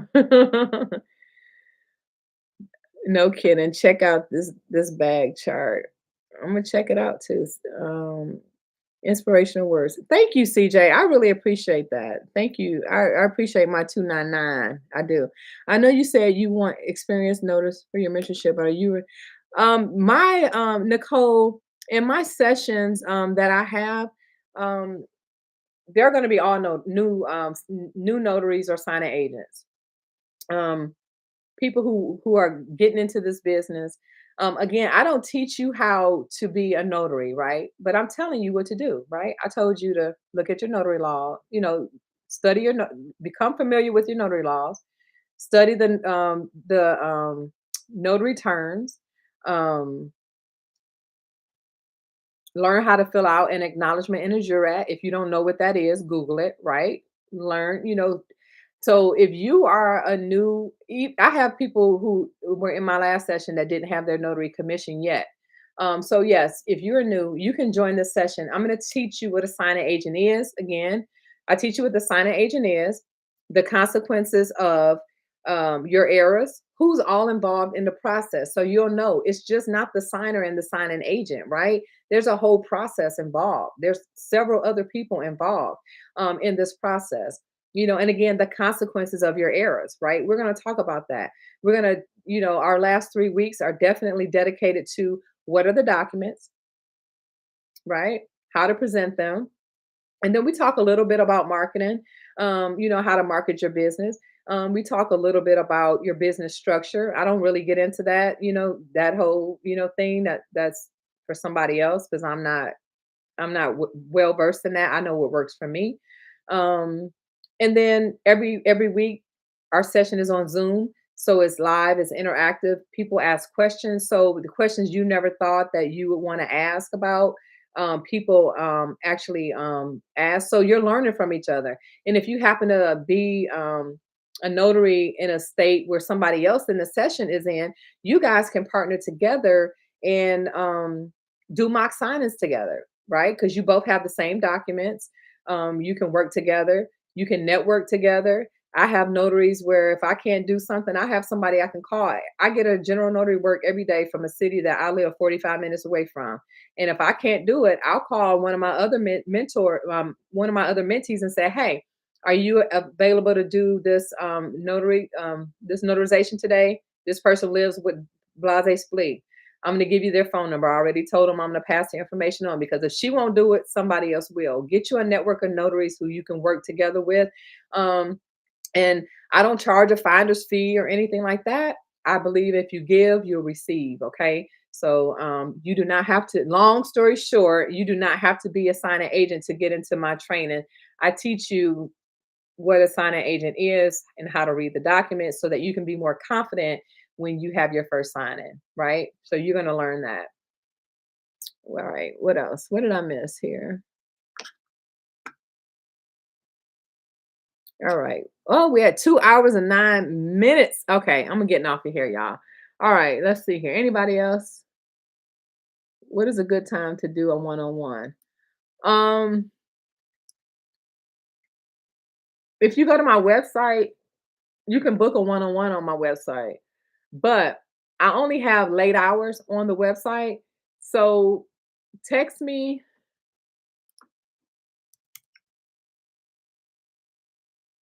text me your you can text me what hours work best for you and I can work you in my schedule for a one-on-one. Okay. All I know, my schedule is going to change after this month. Okay. And the session is Thursday, so it's up until the 31st, I think. Sorry that the computer screen is jumping. How much is your train? My session is $160 and you get far more. You get far more than $160 worth. I mean, the documents and my cheat sheet alone, yeah, that's yeah. My time, the endless text messages and emails, and I do your first signing with you. Well, when let me rephrase that. I walk you through your documents for your first signing. So when you get your first signing and you're all excited and you're nervous at the same time, you call me or you text me like, Michelle, I need help. Oh my God, what should I do? Or I don't remember what this document is. How do I present that? Or what is this document, right? That's the kind of support that I offer my mentees. I don't just say, you paid me for a course, the 5 weeks is over. Don't call me no more. That's not who I am. You can ask anybody that's been in any of my previous sessions. Go to my Google business page. I have everybody leave a review. You can contact any one of those people that's ever been in my JourneyShip session, and they'll tell you they can call me anytime. If you're in the middle of a signing and you can't get hold of anybody and you got a question, call me. Like I'm a help you. That's who I am. All right. The price quote for the one-on-one no, the one-on-one mentorship. The one-on-one is not 160. That's for the JourneyShip session. I don't know. I think it's $85 for a one-on-one. If you want like a 2-hour call or something like that. I'm sorry. I updated my prices, so I don't really recall what those prices are.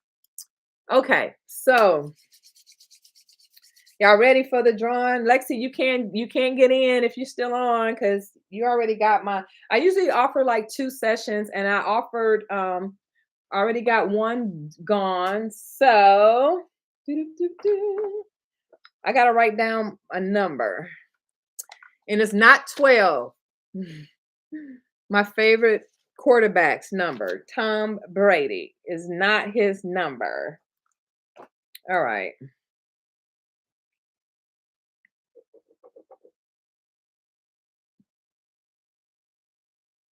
Hmm. Okay. I just wrote a number down on a piece of paper. Wait, hold on. And this is for the drawing. Okay, so if you have had time to if you now if you have already paid for a JourneyShip session that's going to start in March, you can't be in this drawing. I'm sorry. This is just for people who are just signing up. What number was this? So if you have already paid for a session, you cannot get your money back. Okay? I'm sorry. This is for an opportunity for somebody who possibly cannot afford Sue, Tom Brady's related to you. Oh my God, that is my favorite quarterback in the whole wide world. No. Yes, I'm from Michigan. So he went to Michigan. My mom went to Michigan. Not at the same time, I'm sure. And New England was my favorite team. And so he left New England, went to the Bucks. And so I had to adopt the Bucks until he left. So Brady will always be my favorite quarterback. All right. Um, he's your cousin. Woo, woo, woo, woo, woo, woo. You think it's underpriced? You know what? I'm before I do this drawing, I do want to say that. I my neighbor, she's an educator. and she has been for over 20 something years. And she was in one of my sessions, and I'm getting emotional, right? So she called me. She was like, "You got a second?" I'm like, "Yeah." I was like, "What's up?" I'm thinking she calling me about notary stuff. And she was like, "I just want to give you some constructive criticism." I'm all for it, absolutely. And she said, "Don't take it personal." Okay, I got you. What's up? She was like, "Your course is too cheap." Your course is too cheap, and you give too much of your information away. Because I provide you with a lot of documents. And so she was like, you really need to go up on your prices. And because the information, the value is really worth a lot more, because she was saying, there's these people who charge $500 for their courses. And I'm like, okay. And I had to break it down to her, and I do understand that. And I did go up $20 on my course. That, you know, but I told her, I said, you have to understand, when I look at my YouTube analytics, the people who are watching my videos are mostly 35 to 45, right? So mid-age, like myself, probably single moms, right? Working a job they absolutely hate, looking for a way to make some additional income just to be able to pay the bills, right? And so I said, I want my course to be affordable. And even though I do offer payment arrangements, that's just something you have to set up with me. It's not on my website, but I do offer payment arrangements. But I want that mom that's trying to, feed her kid the opportunity to take this session and gain that skill, um, to be able to make money. I know my value is way much more than what I price myself, but I really do care about the people. I don't mean to get emotional. Y'all make me sick. I don't mean to get emotional, but I really do. I really do care about the people. And I've considered putting this course online, and I realize people want to touch me. They want to be able to be on that Zoom and interact with me, as opposed to just doing some course, that's online, right?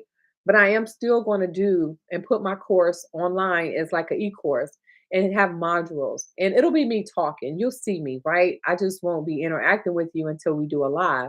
But for the people who need a less expensive course, right?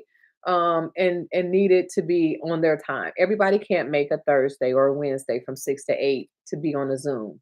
And to be honest with you, I would like some of my time back, but I absolutely love doing the sessions. When that fifth week comes, I get emotional. And I'm like, oh my God, can you believe this is the last week? And then if I don't have a session starting that next week right after, I'm on here like, dang, maybe I should see if somebody want to join the Zoom just for one more extra session, right? But anyway, let me stop. Let me see if there's any questions before I do this drawing. I have the number right here. Did anybody see the number? Can you see it through there? No. Okay. I'm gonna hold it like this so you don't think I'm lying. Okay. All right. What else? You're in Rhode Island. I have family in Boston, in Boston. My niece is a director of Metco. You're familiar with Metco? 30. She doing her thing. I'm so proud of her. So you're gonna enter. Okay, so you're gonna give me a number between 1 and 60, and whoever guesses the number will win the session. 1 to 60, and yep, let's go. So the first person who gets the number will win.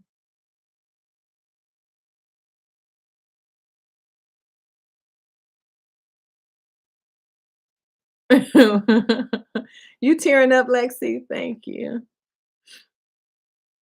Mm-mm-mm.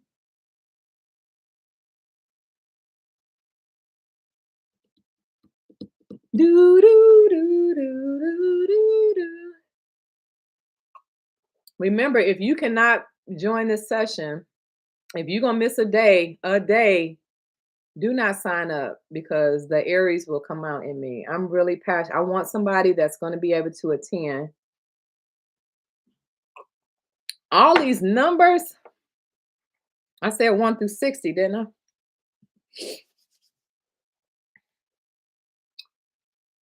I? Oh.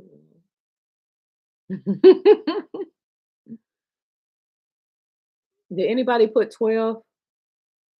That's my favorite number. It's not 12 though. Y'all running out of numbers. Somebody about to hit the bingo. Somebody. How did 3 people put 11 at the same time? I told you 12 ain't it.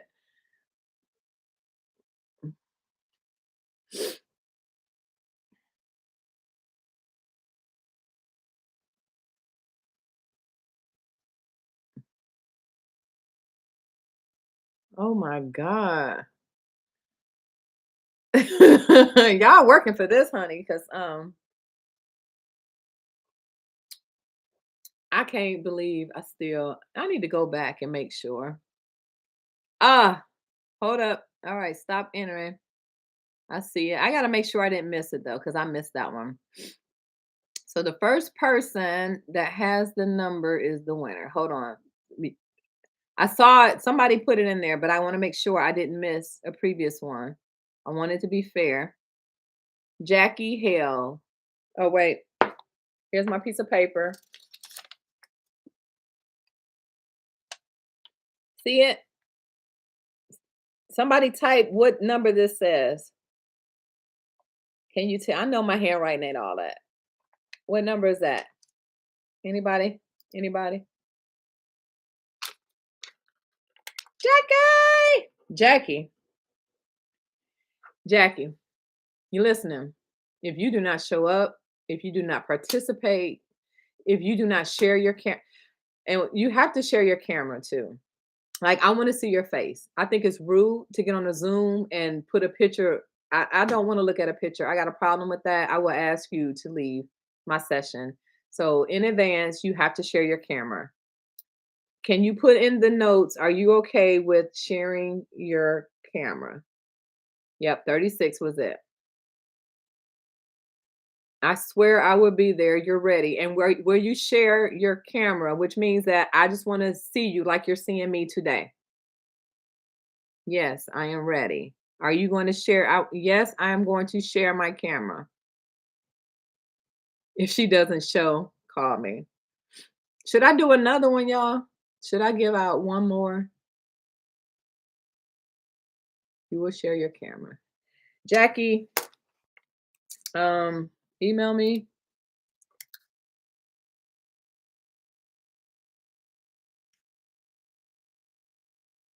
Email me saying I won.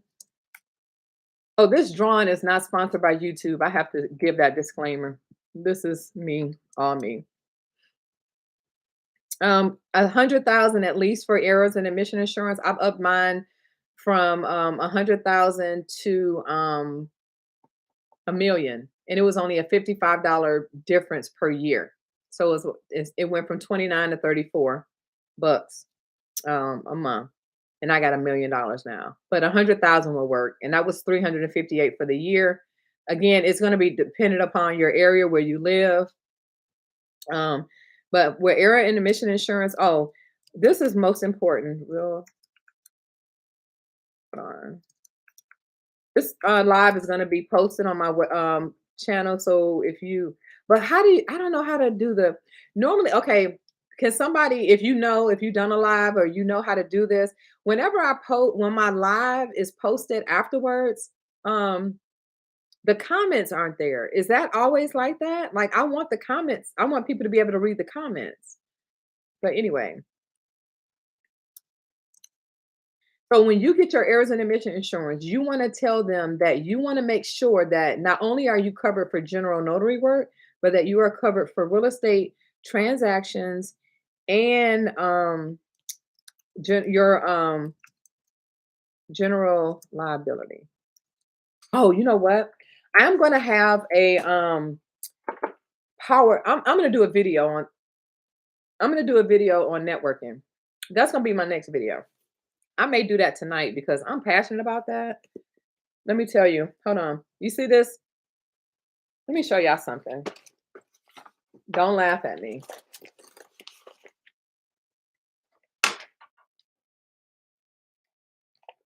Y'all see all these notebooks? I use them daily. I have a notebook for everything. E-notary, right? Networking, my affirmations, and things that I'm studying, and my Coach Stormy quotes. My merch, right? I have a folder for that, which I need to put back in its place. You know, journals. Keep you a journal near and dear to you. I have, I'll show you. You see my in my pocketbook. I like my little pocketbook. Hold on. That's not a Louis though. Ain't she cute though? Little Tory Burch. She's so cute. Okay, so in here, a lot of times, oh, and you gotta have this too. Planner, right? This is my planner, my 2022 planner. So this is always in my purse. This is always in my purse. Or or if I don't have my purse, my notary bag. But I even have this to put in my smaller purse because you never know when you're gonna need to write down somebody's name. Um, you can put it in your phone, right? But you want to jot down your ideas. You don't want to use your notes. You like writing. Lexi like writing. So I'm sure she probably has several notebooks. But this one in my purse because you never know. Usually when I carry my smaller purse where I can't put all that in there. But anyway, have your journal, take notes. I'm telling you, affirmations, do them. Okay, so I'm going to do another drawing.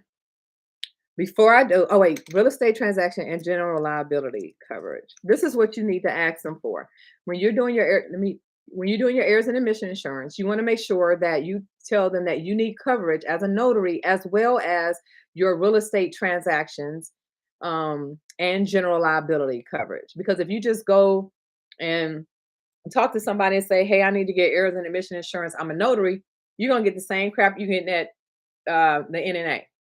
You want to say, hey, I'm a mobile notary, but I also work in the capacity of a sign-in agent. So I need my real estate transactions covered, and I need to make sure that I have general liability insurance. That insurance is going to cover you, in the event that you go into somebody's house and you break something, right? You pull up in their driveway and you mess up their grass, or you run into their car, or you break their mailbox, right? That's general liability. It's going to cover you for that. So make sure your E&O insurance has that. All right, so I'm going to do one more drawing. But before I do that, whoever wants to participate, I need one affirmation. You got to put it in. You got to put an affirmation in the chat. I talked about that earlier. I'm not going to give you an affirmation. I need an affirmation for those who, and actually everybody can give me an affirmation. I'm not going to pick the winner based on the affirmation, but I just want everybody to give me an affirmation. Please. Y'all made me cry. Y'all saw me cry. Can I get an affirmation? Somebody? And on our podcast, in our Sister Connect group, our Facebook group, one of the members of the podcast, Vanity, she actually does affirmation Mondays. So if you are looking for a support group to join, it's called Sisters Connect. It's on Facebook. That's where we kind of came together to create our podcast. And it's really a support group for women to get together and, just talk about how we can help one another. We all go through some things and we need people that we need, want to be able to talk to, so about different stuff. We have confidentiality agreements, so you cannot provide, you can't share the information that you're getting from other people. And we stand by that. We have integrity. We love one another. We're there for one another. It's a really great group, and I'm glad to be a part of it. Still I rise. I am free to pursue what I love. I love that. I am abundant. I am worthy. I am a boss agent. Yes, you are. That's mine. You are God's child. I am worthy of all God has for me. I am ready to get busy. I am beautifully made and I'm the head, not the tail. Yes, I am the head, not the tail. I am the creator of my life and I am able to create life and above my mind, beyond my imagination. Oh, I love that. I love that. Okay, so what number now? Because that's the. Is there another way we can do a drawing? Um. Oh, let's see who was listening to me. There was a guy that I said that I listened to. I'm gonna write the name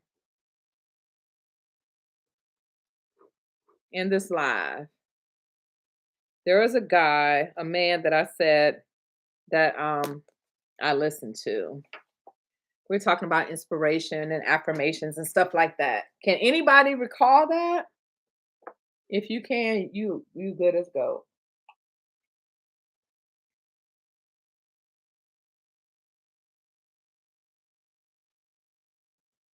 Yeah, you hush. I know you know. Mm. I wrote the name down. Mark Wills, no. I didn't mean that in a bad way. I can't listen to him. He's too it's not Tony Robbins. I'm gonna give a minute and see if you come up with it. Um but Mark Wills, he has some great information, I'm sure. But everybody's different. I learn different. And I'm not the one that can learn with, oh my God, you are such an amazing person. Like you are the signing agent. You gotta he's too over the top for me. I can't. He's a great teacher from what I understand. He has some great stuff in his course. And if you ever get an opportunity and you want to pay the money, do it. Do it. Okay, let's see. Anybody said it? So why, Stephanie, why'd you put Coach Stormy? And I said it's a dude. What you trying to say about Coach Stormy?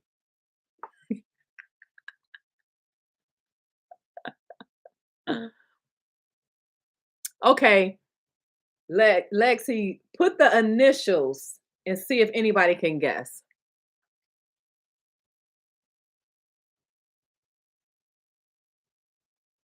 Come on in the room. Will Smith. I ain't said nothing about Will Smith. Acme. What are you? Yep, you're all right, Lexi. But she's already in the session. So so she she gave the initials. The capo, who is that? Les who?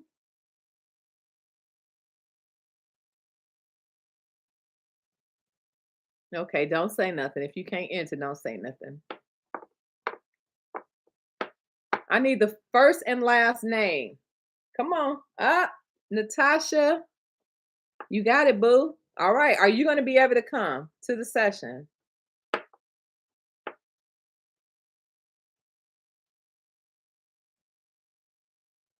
Then why you say it then? Capo, snitch. Natasha, in the chat, are you going to be able to come? Okay. What state are you in?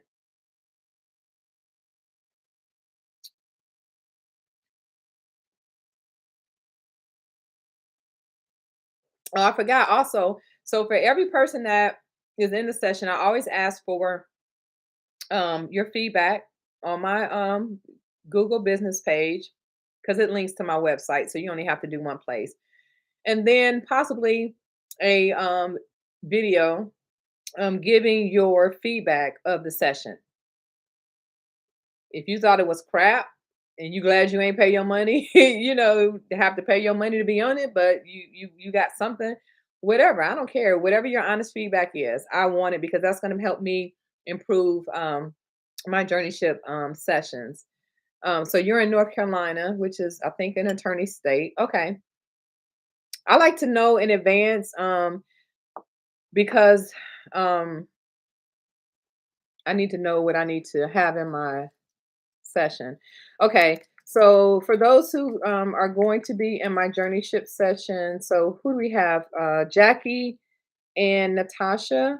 You must email me and say, hey, I won the session. You're in Arizona. Okay. Oh, what part of okay.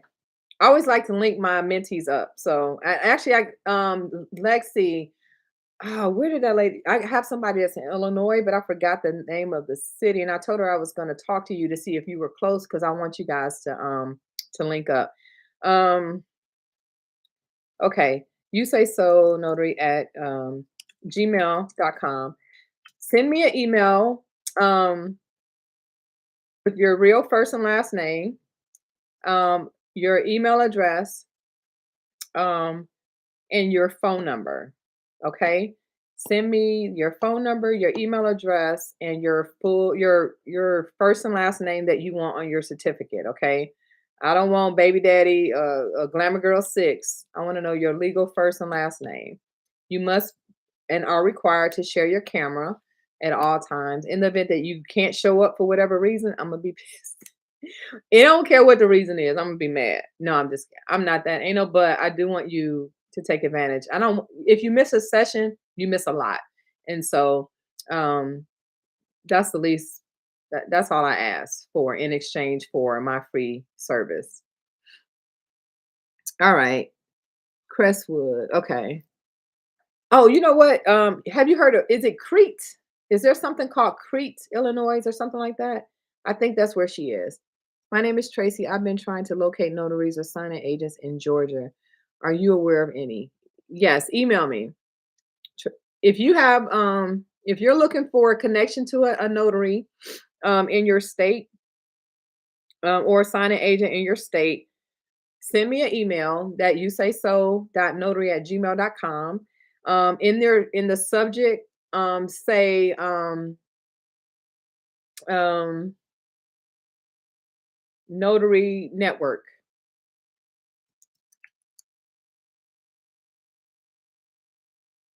All right, that's the title.